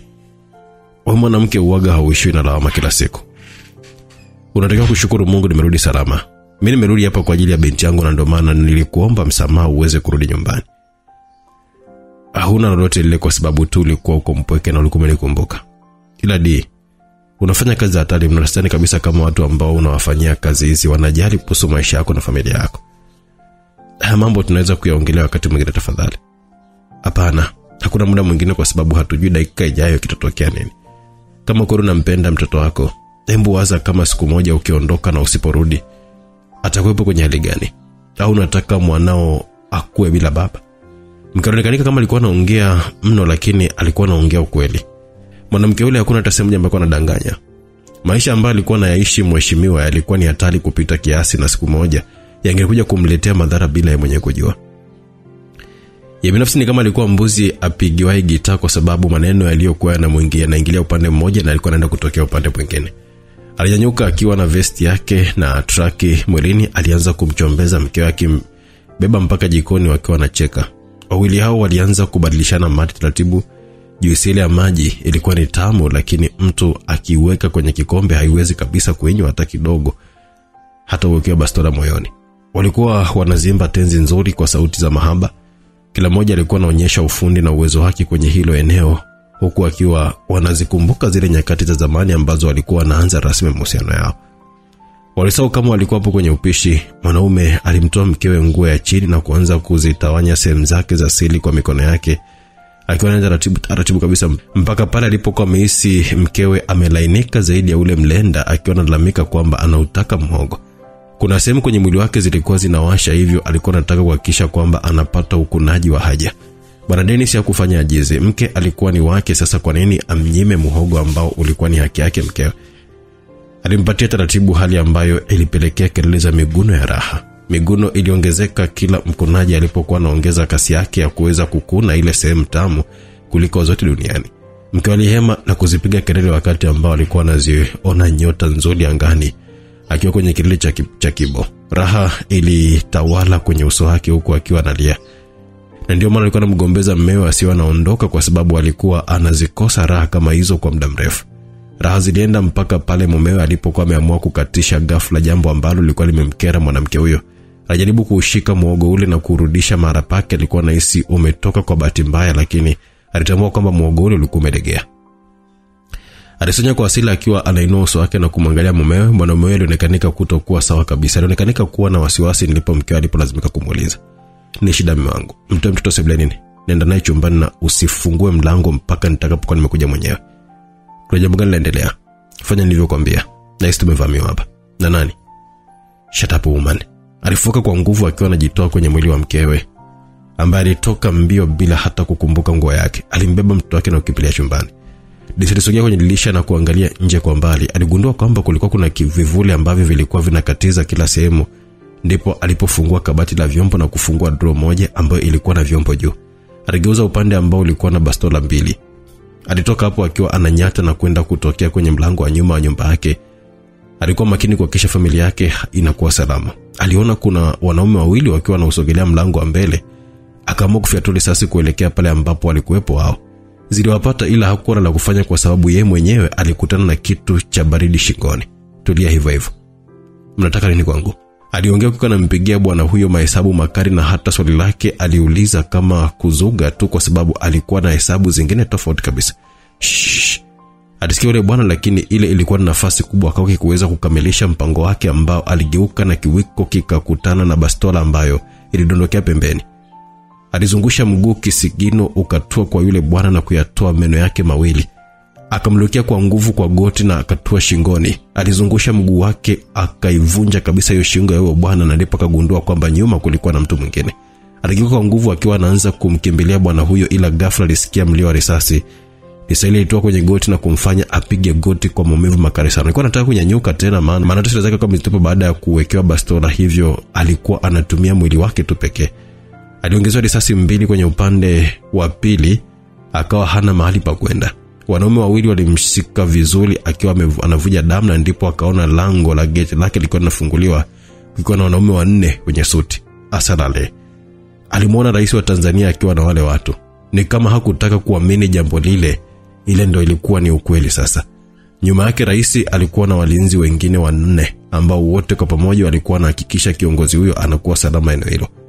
Hapa sasa ndipo ile kauli ya kumshukuru kwa huduma yake kwa taifa alikumbuka na kuelewa maana yake saidi nini. "Mheshimiwa, muda umekuwa mbovu ndugu yangu, lakini sina namna ya kuweza kufanya zaidi ya hili ambalo inabidi liweze kutokea hapa.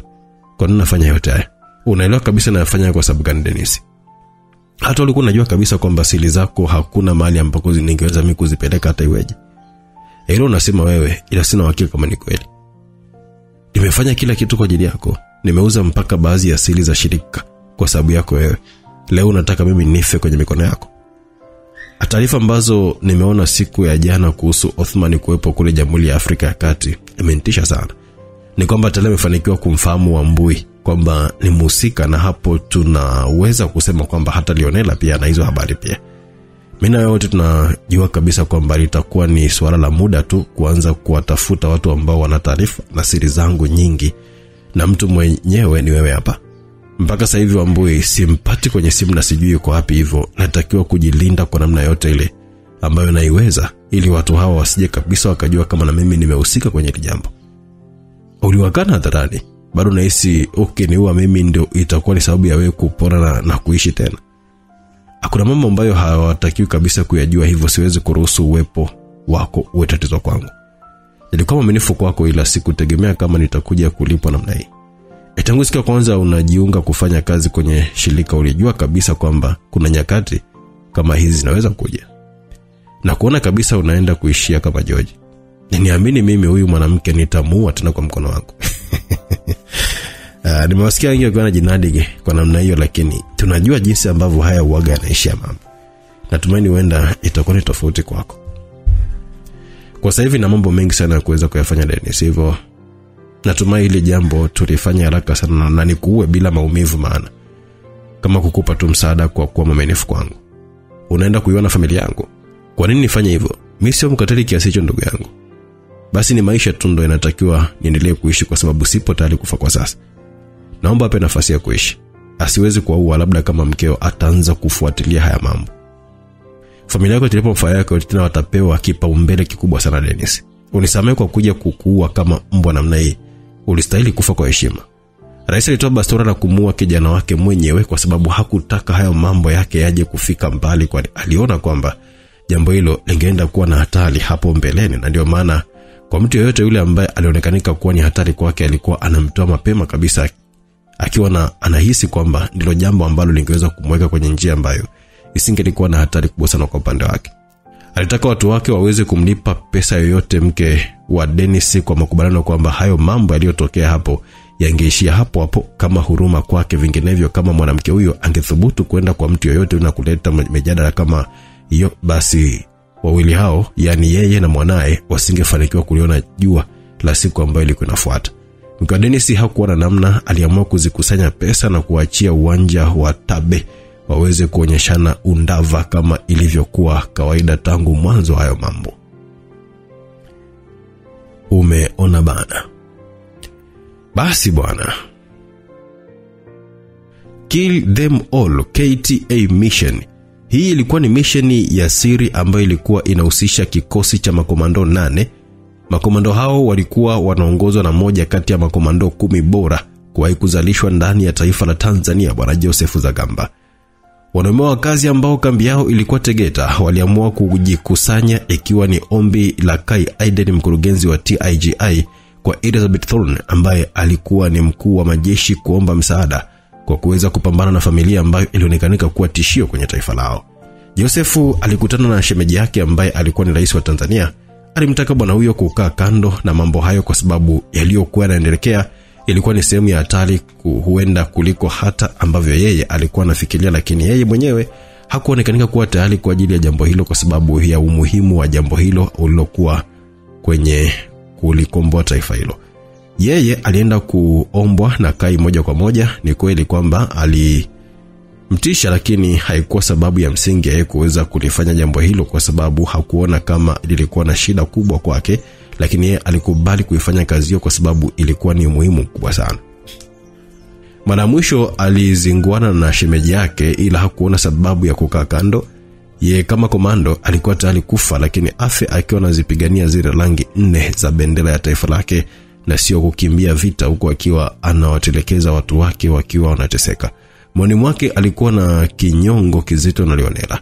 Mwanamke huyo alijipatia ujiko mkubwa miaka 3 ambayo ilikuwa imepita baada ya kumkosa kumuoa shemeji yake aliyepoweza kumpigia simu. Awamu ya wakati huo aliamini kwamba angeweza kumdondosha mwanamke huyo, kwani alijiona kuwa fiti tofauti na mwanzo, Hiyo ndio moja kati ya sababu ambayo ilimfanya aone kwamba kulikuwa na umuhimu mkubwa yeye kuweza kushiriki kwenye hizo kazi kwa moyo wote. Alitambua kabisa kwamba haikuwa kazi rahisi kwa sababu huenda ingeenda na maisha yake, ila pia hakuwa tayari kwenda mbali na kazi hiyo. Moyo wake ulikuwa umeridhia kabisa kuweza kuifanya kwa asilimia zote 100 na kuona tatizo iliwapa sababu nzuri ya kuanzisha mission maalum ya kuweza kuisaka familia hiyo na kuweza kuiua, kwa sababu aliona wanastahili kufa tena kikatili. Kill them all, wakiwa na maana ya kwanza walitakiwa kuua wote wa hiyo familia ili kusije kuwepo na mtu mwingine yote ambaye angelikuja kuisumbua taifa lake, kiasi kwamba maraisi wakawa kama vibaraka tu mbele ya watu hao, kwani hata raisi hakuwa na maamuzi juu yao. Wao ndio ambao walikuwa kipanga kwamba ni jambo gani liko natakiwa kuweza kufanyika. Wanaume 8 walikuwa hapo kwenye lile jumba lao ambalo walikuwa wanalitumia kuishi kwa siri. Muda wote walikuwa wanautumia kuweza kupiga hesabu madhubuti za namna ya kuweza kuwapata watu kama hawa ambao walikuwa wamepanga kuwapata. Ni kwa namna gani siku ile tulipishana nao. Mmoja kama anaonyesha mazungumzo akiwa anarudia ile video ambayo ilikuwa inaonyesha tukio la Lionel kuua wale watu wawili na Uthman kumzimisha yule mmoja kwenye lile tukio kwa wale watu ambao walikuwa wana mashuka meusi. Hesabu zetu hazikuwa mbaya kuvuta muda, kwa sababu mimi nilijua kabisa kwamba kama tungewahi pale basi kungelikuwa kuna vita mbaya sana, kwa sababu lazima kungelikuwa na watu ambao wangelikuwa wamewahi kabla yetu na tungejikuta tunaingia kwenye vita ya watu wengine kabisa, jambo ambalo lingempatia faida Lionel.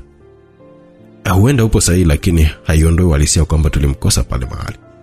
Ni sahihi kabisa, lakini hata kama tungempata, kama tungewakuta watu wengine ambao bila shaka hawakuwa watu wa serikali, basi ingetulazimu sisi kuweza kushindana nao wenyewe. Hivyo hata kama Lionel angelikuja pale, basi ingemrahisishia zaidi kuweza kukamilisha jambo lake. Mbona TIGI nao pia walikuwepo pale, lakini hawakufanya kitu chochote kile. Na sisi ndo hawa ambao tunatakiwa kufanya nao kazi. Hawakufanya kitu. Huoni kama watu wao walizimishwa pale pale, na hata ambao walibaki wangefanya nini kama kiongozi wao kama zimia kwa hofu? Na maanisha kwamba wengine ambao walikuwa wamebaki. Nimewahi kupita kwenye shirika hili, hivyo walivyofanya ndivyo ambavyo mambo waga yanafanyika. Hamwezi kwenda wote sehemu moja. Waga kuna dharura, mnaweza kuvamiwa na hamtakiwi kufa wote. Hivyo waga kuna mgawanyo wa majukumu, na huenda ndio ambao umefanya wewe usiwaone wote, ila niamini mimi wote walikuwa pale ni kwa sababu tu walikuwa wamezidiwa akili. Asio muda wa kuweza kulaumiana, tunatakiwa kuweza kujua kwamba tunawapatia wapi watu wenye uwezo wa ajabu kama huu. Kwa aina ya mauaji ambayo wanayafanya hapo, basi inatakiwa sisi tuwe na akili zaidi kuweza kuwazidi wao. Wanaume hao walikuwa wanabadilishana mawazo kuweza kujua namna ambavyo wangeweza kufanikiwa kuipata familia hiyo maarufu na hatari. Kabla ya kujua tunawapatia wapi watu hao, nadhani kuna umuhimu wa kuweza kujua kwamba hawa wengine ambao waliingilia hii ni akina nani. Huwezi kuwajua hao. Alisikika Joseph ambaye kwa muda mrefu alikuwa kimya akiwa na wasikiliza wenzake. Kwa sababu zipi? Kwa sababu hao ni ghost. Ni mizimu. Ni watu ambao ni wauaji wa kukodi watu. Hakuna taarifa zao mahali popote pale. Hayo umeyajuaje? Kwa sababu Kai Aiden amenitumia ripoti kuhusu watu hao. Na hawa wameondoka na mmoja, itakuwaje? Kama wameondoka na mmoja, maana yake ni kwamba wameenda kumhoji. Jambo ambalo kwao linaweza kufanikiwa kwa asilimia kubwa, sio? Ndio, hususan kama atakuwa na taarifa za muhimu, basi wao ni ushindi mkubwa sana kwao. Wanaweza kumfanya aishi tena? Hapana. Watu namna hii waga hawapewi nafasi mbili za kuishi, kwa sababu anakuwa ni hatari kwao. Hivyo mpaka muda ule Lionel ameshamuua lazima tu baada ya kumhoji. Tarajia nini kwa sasa hivi? Sina hakika na jambo lote lile, lakini nina imani muda mfupi ujao tunaenda kujua kwamba hawa watu wako wapi. Tutajuaje kuhusu hilo? Kwa sasa hivi tunatakiwa kutambua kwamba muda wote ule tunaenda kufa, na nina imani kwamba mpaka mwisho wa hili jambo wengi wetu hapa hatutakuwa tena hai. Kama sio wote kufa, basi watu kadhaa tu wataishi, ila ni lazima tuifanye hii kazi kwa sababu tulizaliwa kuweza kuifanya. Jambo pekee kwa sasa hivi ni kwamba tunatakiwa kusubiri, kwa sababu hawa watu hatuwezi kabisa kuwafuata na kuwapata. Kama waliweza kuishi miaka zaidi ya 20 bila uwepo wa alama yote ile ya uwepo wao kwenye haya maisha, basi ni wazi kabisa kwamba hatuwezi kuwapata badani. Joseph sauti yake haikuwa ni ile ya siku zote, ilionekanika kuwa mtu mwenye mawazo ndani yake. Huenda kwa sababu alikuwa anaelewa kwa undani juu ya jambo ambalo lilikuwa liko mbele yao. Tunasubiri nini tena? Kwa sababu tutakiwa kutawanyika sehemu tofauti za jiji. Hawatu kama waliweza kuja hadharani, basi niamini mimi kwamba watajitokeza tena hadharani. Kwa nini nahisi kwamba wanaweza kufanya hivyo? Sina hakika na hili, ila nadhani hawajui maadui zao wote. Hivyo watatamani kuweza kuwapata baadhi ya watu, na hivyo ndivyo ambavyo itakuwa ni safari yetu ya siku kwanza kuweza kuwapata wao. Binafsi sijakuelewa kiongozi. Namaanisha kwamba watajitokeza hadharani. Asante kama wanaweza kufanya jambo kama hilo tena. Ni moja kati ya njia zao kubwa ambazo uwaga wanazitumia wanapokuwa wanahitaji kufanya jambo kubwa au mauaji ya kutisha. Halafu miaka ambayo imepita nyuma, kijana wao Jabari alijitokeza mbele ya vyombo vya habari kwa ajili ya kuhitaji kuonana na rais, ambapo walimkamata, baadaye akaenda kufungwa Segerea, na wote tunajua nini ambacho kilitokea miaka 3 baadaye. Mwanaume ambaye alikuwa memba wa TIGI Sebastian Liam anakuja kujitokeza hadharani na kushangaza ulimwengu akidai kwamba Lionel ni bosi wake, na alikuwa anakuja hadharani, na kweli akatokea. Ukiunganisha doti hapo natambua kwamba kuna watu wanatafutwa, hivyo ni lazima tu watarudi tena. Atufanye kwamba ni kweli watarudi. Sasa watarudi vipi, na sisi tunatakiwa kufanya nini baada ya hapo? Wanaweza kumtoa sadaka mtu wao mmoja ambaye anaweza kutokea hadharani, na baada ya hapo ataondoka eneo hilo huku akijua kabisa kwamba kuna watu ambao wanamfuatilia, ila anaweza kujifanya kwamba hajui mpaka atakapokuwa amewafikisha wao hao kwenye moja kati ya makazi yao. Halafu maana yake ni kwamba ndipo tutaenda kukutana na Lionel mwenyewe au Othman Chunga. Unamaanisha sisi ndio ambao tunatakiwa kuwa hao watu? Yes. Kwa nini? Kwa sababu ndio kazi ambayo imetuweka sisi mahali hapa. Hilo ni jambo la hatari sana. Unajua kabisa kwamba tutakuwa tunaingia kwenye mtego wake. Hakuna namna nyingine ya kuweza kumpata, labda mpaka kama angetutafuta yeye, na kabati nzuri ni kwamba yeye hajui kabisa kama sisi tupo hapa kumsaka yeye. Kiongozi, tukiachana na kwamba umetengeneza nadharia ambazo sina imani nayo, lakini pia sina hakika na hilo jambo hata kama lingelikuwa kweli. Ni jambo la hatari sana kuweza kulifanya. Una njia nyingine ambayo ni bora zaidi? Na vipi kama wasipofanya hivyo? Na imani kwamba watafanya tu kwa sababu huaga wanafanya hivyo siku zote. Unahisi kwamba tunaweza kushindana na watu wake wote sisi hapa? Nani? Wala hatuna haja ya kushindana na watu wake, kwa sababu hatuwezi kuruhusu sisi tu wawe na risasi. Unaka gani na jambo hilo? Mara ya mwisho aliwahi kunionya kwamba nisije kabisa nikaingilia haya mambo kwenye maisha yangu tena, kwa sababu ilikuwa nafasi ya pekee ya dhahabu ya mimi kuweza kuishi hivyo. Kama akiniona tena atahitaji aweze kuniua kwa mkono wake mwenyewe. Ukiwa na maana kwamba kwenye asilimia nyingi lazima yeye ndiye atakayefanya maamuzi ya kupigana na sisi. Upo sahihi. Na hapo ndipo ambapo tutaitumia nafasi yetu vizuri kuweza kubahatisha kama tunaweza kumuua. Vipi kama tukishindwa kumuua? Basi ujue kabisa kwamba kati yetu hakuna hata mmoja ambaye atafanikiwa kuishi, lazima tutakufa kikatili sana. Na kama tukifanikiwa kumuua, asilimia kubwa ni kwamba tutatoka tukiwa salama, kwa sababu sidhani kabisa kama wataweza kuendelea na haya mambo tena zaidi ya kukimbia na kupotea. Kwa hiyo ni do or die. Hiyo kama ni kuoni kufanya au kufa. Yep. Tukishindwa tunakufa. Tukimuua tutatoka salama. Kama akijitokeza kweli, lazima polisi wataingilia kati. Ndio maana inatakiwa tusambae kila sehemu, ili kama polisi wakiwahi kumkamata yoyote yule ambaye atakuwa dhalani, tutaingilia na kuhakikisha kwamba anatoroka eneo hilo, kisha tutaanza kumfuatilia mpaka atakapokuwa amefikia. Mpango wako ni mzuri, lakini tunahitaji maombi ili ufanye kazi. Kwa sasa hivi kila mtu akapumzike, kwa sababu inaweza kuwa ni mara ya mwisho kwa baadhi yetu kuwa hai. Jesa Yusuf alitoa mpango mmoja mgumu na hatari ambao kwanza hawakuwa na uhakika kama utatokea, ila aliamua kuyaamini mawazo yake hayo. Alikuwa na hofu ndani yake, kwa sababu hata kama ingetokea kama yeye alivyokuwa anahitaji iwe, bado lilikuwa ni jambo la kutisha, kwani hakuwa na imani kama vijana wake watakuwa hai baada ya hapo. Alishusha pumzi ndefu na kwenda kujiegesha, kwa sababu hata usingizi haukuwepo kabisa kutokana na mawazo ambayo alikuwa nayo, hasa alipokuwa akikumbuka familia yake. Liam Sebastian lilikuwa ni jina ambalo lilikuwa na historia yake kwenye usalama wa taifa. Ni jina ambalo halikuwa maarufu, ila sifa zake zilitambulika tangu mwanzo. Mwanaume huyo alikuwa ni mzalendo kupita kiasi. Hakuwa mtu wa kona, lakini akuipenda kazi yake kupita kiasi, ilikuja kuwa ni shida kwake, kwa sababu alionekanika kwamba angelikuja kuwa tatizo kwa baadhi ya watu kwa baadaye, hivyo wakahitaji kumpunguza. Liam aliweza kufukuzwa kazi kwa amri ya rais mwenyewe, lakini pia waliona kwamba kuendelea kwake kuwa hai ingelikuja kuwa tatizo baadaye, kwa sababu alikuwa na taarifa nyingi kichwani mwake. Hivyo kwa maslahi mapana ya taifa, kwa mujibu wa rais yeye mwenyewe, aliamuru kwamba kijana huyo alitakiwa kuuawa. Ilikuwa ni bahati kwake kufanikiwa kutoroka, ambapo alitorokea ndani ya jiji la Mwanza, ambapo baada ya kuishi huko kwa muda mrefu alifanikiwa kuishi kwa siri kwa miaka 3. Ile miaka yake ilimfanya ajisahau na kuhisi kwamba alikuwa yuko huru tena, na kujisahau kulimfanya aanze kuonekanika baadhi ya maeneo, hususan sehemu ambazo alihisi kwamba anaweza kupata utelezi kirahisi zaidi.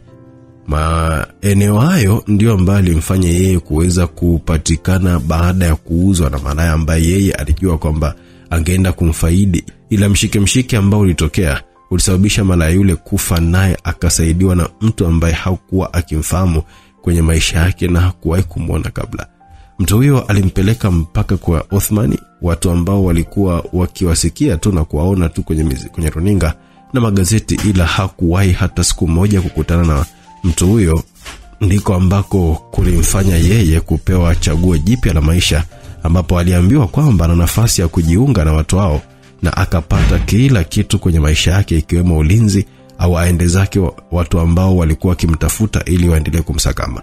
Hakuwa na namna, akakubali kujiunga na watu hao kwa moyo wake wote, na kazi yake ya kwanza ilikuwa ni kujitokeza hadharani mtaani na kudai kwamba bosi wake Lionela angejitokeza hadharani maeneo ya Kurasini, kitu ambacho ni kweli kilitokea. Liam kwa wakati huo alikuwa ni memba halisi wa kabisa na mwaminifu wa GLCs, Gavin Lucas family. Hivyo alikuwa ni sehemu muhimu ya familia hiyo. Nyakati zilikuwa zinatisha mbele yake na wao pia. Hakuwa kwa nyakati mzuri, hivyo kila mtu alikuwa amepewa majukumu ya kuweza kuyafanya mbele yake. Yalipewa kazi moja ambayo ilikuwa ni ngumu na hatari, lakini alikuwa anatakiwa kuhakikisha kwamba anaifanya kwa ukubwa na inatimia kwa lazima au kwa hiari. Hata yeye mwenyewe alitambua kwamba kazi ambayo alikuwa amepewa ilikuwa ni mawili: kurudi akiwa hai au kukamatwa na kwenda kukutana na adhabu kali kwa uhasi wa kijasusi. Liam alikuwa amepewa majukumu ya kukutana kwa siri na shirika lake la zamani la TIGI. Alikuwa anatakiwa kwenda kuwashawishi watu hao kukaa mbali na mambo hayo ambayo yalikuwa yanaendelea. Lionela alikuwa ametoa hiyo nafasi kwa sababu kwa muda mrefu ni maafisa wengi kutoka kwenye hilo shirika walikuwa wanakufa kwa sababu ya ubishi na ujinga wa viongozi hao, ambao jambo ambalo aliona kama vile anaua watu wasiokuwa na hatia yoyote, ni kwa mambo ambayo yalikuwa yanaweza tu kutatuliwa kwa makubaliano na mazungumzo ya amani tu mezani. Na ndio maana alimtuma mtu ambaye aliwahi kuwa sehemu ya watu hao kuweza kufanya nao mazungumzo, ili kama wakimuelewa basi wasije kukutana na yale ya wenzao, ila kama wasingelikuwa tayari basi nao walikuwa wanatakiwa kukutana na yale ambayo alikuwa amewahi kutokea nyuma. Na ndio sababu kubwa ambayo ilimfanya Liam kusafiri kuwatafuta wenzake ambao japo hakuwahi kuwa karibu nao kwa ajili ya kuwafikishia hilo onyo. Kundi la wale wanaume 7 na mwanaume mmoja ambaye alifahamika kama Laika walikuwa hapo kwenye nyumba ya Celia na mkurugenzi Kai Aiden. Watu hao walikuwa wanatengeneza mikakati mipya, ikiwa ni kufanya uchambuzi wa namna jinsi watu wale walivyofanikiwa kufanya tukio lao na kuweza kuondoka bila kukamatwa kule Kurasini. Kwenye video za marejeo wanaonekana watu 3 tu ambao walikuwa wamevamiwa, akiwemo Cassian ambaye alishuhudia yote ambayo yalikuwa yanatokea pale mpaka alipokuwa amekuja kuzimia. Wengine mlikuwa mko wapi na kufanya nini mpaka yanatokea? Aliuliza kwa utulivu, kwa nitaji maelekezo ya kutosha juu ya jambo hilo. Binafsi nadhani wale watu walikuwa na mahesabu makali sana kuweza kutuzidi, kwa sababu tulijigawa. Laika alikuwa yuko eneo la mbali na pale akiwa na silaha ya udungwaji, kwa sababu yeye ndiye ambaye alikuwa anatakiwa kwamba awe anatupatia taarifa. Hivyo tuliamua kujigawa kwa makundi kwa sisi ambao tulikuwa tumebaki, hususan baada ya kuona ukimya wa muda mrefu kutoka kwa Laika. 3 ndio ambao walikuwa wameingia kule ndani. wawili walikuwa wanatakiwa kuja kuangalia usalama wa Laika, na mimi na mwenzangu tulikuwa tumepitia upande wetu kuangalia kama kulikuwa kuna watu upande ule. Jambo la kushangaza ambalo lilikuwa limetokea ni kwamba wakati sisi tulikuwa tunatembea, niliona mwenzangu akiwa analalamika na kujishika shingo yake. Nilimkimbilia na kuhitaji kumuuliza kwamba shida ilikuwa ni nini, ila nilitambua kwamba wakati ulikuwa umeenda kwa sababu alitulia. Ila baada ya kumgusa maeneo ya puani nikatambua kwamba alikuwa amezimia tu. Hivyo nilitambua kwamba kama mtu alikuwa ametuvamia, ndipo niligeuka haraka sana ili nijue kwamba adui alikuwa yuko wapi. Kugeuka kwangu kulifanikiwa nimtambue kwamba hata mimi mwenyewe sikuwa salama kwa sababu nilikuwa nimedungwa sindano na kijana mmoja ambaye alikuwa anaonekanika kuwa mdogo. Hivyo baada ya pale sikutambua tena kwamba ni jambo gani lilikuwa linaendelea. Kwa maana hiyo huyu mhusika hakutaka kuwaua. Ndio. Ni kama hakuwa na mpango wa kutua wote kwa ujumla. Kwa maana hiyo ni kwamba alijua kabisa kwamba yeye ni watu wetu na hawataki kabisa vita na sisi, ndio. Ilionekana hivyo bosi kwa sababu mimi nilikuwa sehemu nzuri kabisa. Nilikuwa nimemjaza Dionela kwenye lenzi yangu. Ila wakati nikiwa najiandaa kuweza kuruhusu ile risasi itoke, nikashtuka baada ya kutambua kwamba nilikuwa nimewekewa upanga shingoni mwangu, hivyo sikuwa na jambo la kufanya. Nilipogeuka nilitambua kwamba ni moja kati ya watu walionela hivyo. Laika ndiye ambaye alikuwa anaelezea hayo, lakini alikatishwa na swali. Ulimtambua huyo mtu? Sura naifahamu ila sio jina. Uliwahi kumuona wapi? Miaka 3 iliyopita, kama nakumbuka, kuna mauaji yalitokea kwenye treni wakati kuna tetesi za kile kitabu cha The Darkness of an Angel. Nakumbuka. Yalikuwa na usikaji kwenye hili. Kwenye video marejeo pale tazama, kuna watu wawili ambao walikuwa wamepokezana begi na mmoja alifanikiwa kuondoka na hakukuwa na taarifa zake zote zile. Nakumbuka ilitokea vizuri sana. Sasa yule mwanaume ambaye alikuwa amepotea siku ile ndiye ambaye alikuwa ametokea pale tena akidai kwamba bosi wake analindwa sana, hivyo hawezi kabisa kuoa kitu namna ile. Hivyo watu waga wanawakuta wapi ambao hawapo hata kwenye mfumo wa utambulisho wa taifa? Wengine wale watoto wa mtaani ambao wamekata tamaa ya maisha, waga wanabebwa na kwenda kuwapa kila kitu kisha wanawafundisha haya mambo ya hatari. Mtaani kuna watoto wengi sana ambao mfumo hauwatambui, hivyo hao baadaye wanakuwa wanaishi kama mizimu, kwani hakuna alama zao zozote ambazo zinatambulika. Labda mfanikio kwa wote tu yani. Alikufanya nini baada ya pale? Nilijaribu kupigana naye, ila kiuhalisia ni kwamba sikuwa hata na huo uwezo wa kushindana naye. Alinipiga vibaya sana mpaka nikazimia. Nilipokuja kuzinduka ni wenzangu wawili ndio ambao walikuwa mbele yangu. Wakati Laika akaendelea kujielezea, Cassian alikuwa anawasikiliza kwa umakini akiwa anazungusha shilingi iliyokuwa inang'aa kwenye mkono wake. Hakuwa ameongea neno lolote lile tangu mwanzo, hivyo wote walimgeukia yeye, maana ndiye ambaye alikuwa ni kiongozi wao. Hao tunahitaji zaidi ya akili kuweza kwenda nao sawa kwa yale ambayo nilikuwa nimeyashuhudia wakiwa wanayafanya pale. Naweza kusema kwamba kama yule mwanamke asingelifika pale kwa wakati, basi bwana yule angegawanyisha shingo yangu na mpaka sasa nisingelikuwepo. Alifanya jambo kubwa sana kwenye maisha yangu kwa kunifanya niendelee kuishi tena, japo nina uhakika kwamba naenda kufia kwenye mikono yake. Kipi kilikupa hofu mpaka ukaweza kuzimia mbele yake? Yale mauaji ambayo nilikuwa nimeona pale yalikuwa yananitia shaka kubwa sana kwenye moyo wangu. Nimefanya kazi nyingi sana za kutisha, ila binafsi sijawahi kabisa kuona mtu akiwa anaua kikatili namna ile. Ule ukatili umevuka ubinadamu wa kawaida, na ni jambo la hatari kuendelea kuwa na watu wenye uwezo wa namna ile kuweza kuwepo mtaani, kwa sababu ni jambo ambalo linaliweka taifa kwenye hatari na mashaka makubwa sana. Kwa mtazamo wako ni upi kwenye hili? Ni bora tufe tukiwa tunapambana, lakini sio kulikabidhi taifa kwenye familia ya mtu. Mwanamume huyo aliongea akiwa anameza mate kwa shida. Alikuwa ni kama mtu ambaye anaendelea kujutia maneno yake mwenyewe ambayo alikuwa ameyatoa kwa wakati ule. Kwa nini hao watu tusiandae jeshi kubwa na watu wengi sana alafu tukawavamia tuka pamoja? Mkurugenzi alikuwa amegeuka na kumwangalia kijana wake huyo Rajabu, kwa sababu aliongea mithili ya mtu ambaye alikuwa anatumia shingo kufikiria na sio ubongo wake.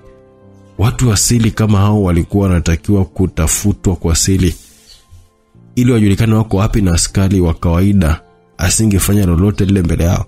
Hata kama wangelitumia njia hiyo, lakini jambo la hatari zaidi ni kwamba hawakuwa wakitambua kwamba walikuwa wapi mpaka wakati huo.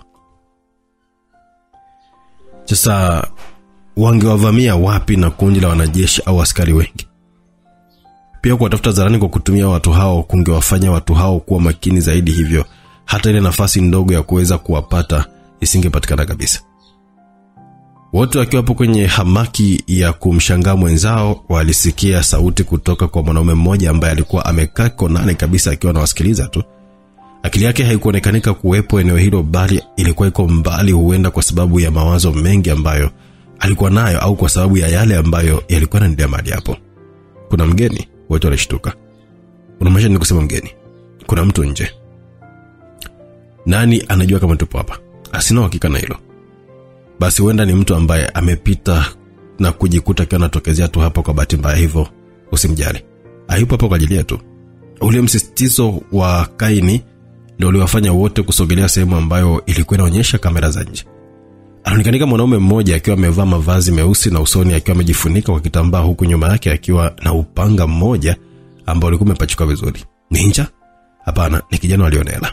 Kauli ya mkurugenzi iliwashtua wote. Kwanza walianza kuogopa na kuingiwa na wasiwasi wa wazi kabisa. Amenyeje kama tuko hapa? Huyu ni Liam huyo. Mkurugenzi aliendelea kuwashangaza vijana wake.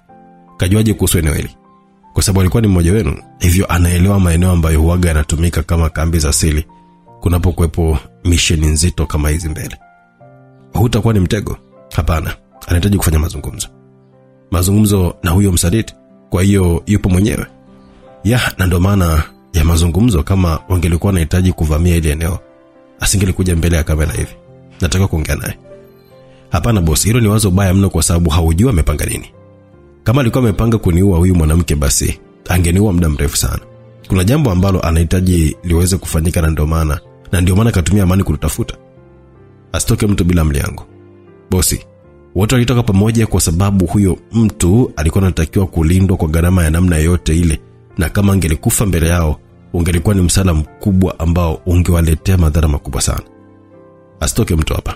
Aliongea kwa jazba na kuzunguka kwenye korido moja mpaka mlangoni, ambapo alibonyeza namba za siri kadhaa, lango likafunguka. Alitoka mpaka nje ambapo alikutana na mtu huyo ambaye kama ungemwangalia basi ungelijua moja kwa moja kwamba alikuwa ni ninja, ila haikuwa hivyo. Heshima yako kiongozi. Liam, ni ajabu mimi na wewe leo kukutana kwenye mazingira kama haya. Inazini hatima yetu ilikuwa imepangwa kwa hivi kiongozi. Sikulaumu, ni maisha yametukutanisha hapa tena. Nadhani unaelewa kwamba swala lako najua haukuwa na hatia, ila lilikuwa liko nje ya uwezo wangu. Hauna haja kujielezea kwa sababu unaelewa kwamba lilikuwa ni amri ya rais, bila kujali kazi ambayo nilikuwa nimeifanya kizalendo kwa miaka mingi sana ambayo ilikuwa imepita. Na nitambua hilo, lakini sidhani kabisa kama ilikuwa ni sababu ya msingi ya wewe kuweza kulisaliti taifa lako. Mimi ndo nasaliti taifa langu tena? Auone kama kuungana na hao watu ni kudidimiza taifa lako? Sio kweli. Hili taifa ndio linisaliti mimi na kutoa amri ya kuniua, ingali hata wewe mwenyewe unajua kabisa kwamba sina hatia. Hao watu ambao wewe umewasema vibaya ndio ambao wamefanya mpaka leo mimi nipo hai. Bila hivyo nilikuwa natakiwa kuwa mfu mpaka sasa hivi mimi. Umefuata nini hapa Liam? Kwa sababu baada ya hapa nadhani unaelewa kabisa kwamba hauwezi kutoka ile tena. Ahori tunajua kwamba hilo sio kweli. Unahisi kwamba naweza kukufanya ukaondoka salama kabisa hapa kwa miguu yako yote miwili? Nipo hapo kwa sababu bosi anajua kwamba wewe ni mtu mwenye busara sana ambaye unapambana kuhakikisha kila kitu kinaenda sawa. Ila unafelishwa na rais wako tu kwa sababu ni mtu ambaye ni mpumbavu na mwenye tamaa. Kwa hiyo usije kabisa ukafanya mazungumzo yakabadilika hapa. Nadhani matokeo yake hautayapenda. Leo unanitisha mimi wewe? Hakuna sehemu hata moja ambayo mimi nimekutisha wewe, bali nimekuambia uhalisia mambo yalivyo. Unataka nini? Msikilizaji, story inazidi kuwa tamu, lakini mambo yanakuwa mengi, muda unakuwa mchache. Tuishie hapa katika sehemu hii hapa ya 4. Tuwe pamoja katika sehemu ya 5 kujua Bwana Liam anataka nini kwa mkurugenzi wa shirika la kijasusi na upelelezi Tanzania. Katika sehemu ya 5 tutaanzia hapo. Wala tutaenda mbali, tutaanzia hapo kujibu swali la unataka nini. Main director wewe ni mtunzi ni Fabian Mabuya. Unakosa sehemu ya 5 kwa mfano. Sicheze mbali. Hii ni Simulizi Mix bana. Ndani ya SMix app unakuwa unaipata, unaweza kuja WhatsApp pale ukaipata pia maelekezo ya kupata SMix app na kadhalika, au kupitia WhatsApp nambari ni 0677062012. Tukutane katika sehemu ya 5 kujua nini kiliendelea ukiwa ni msimu wa pili wa The Darkness of an Angel. Sawa, ni upande wa Giza wa Malaika. Toleo la 3 la simulizi za Gavin Luka. Bye bye.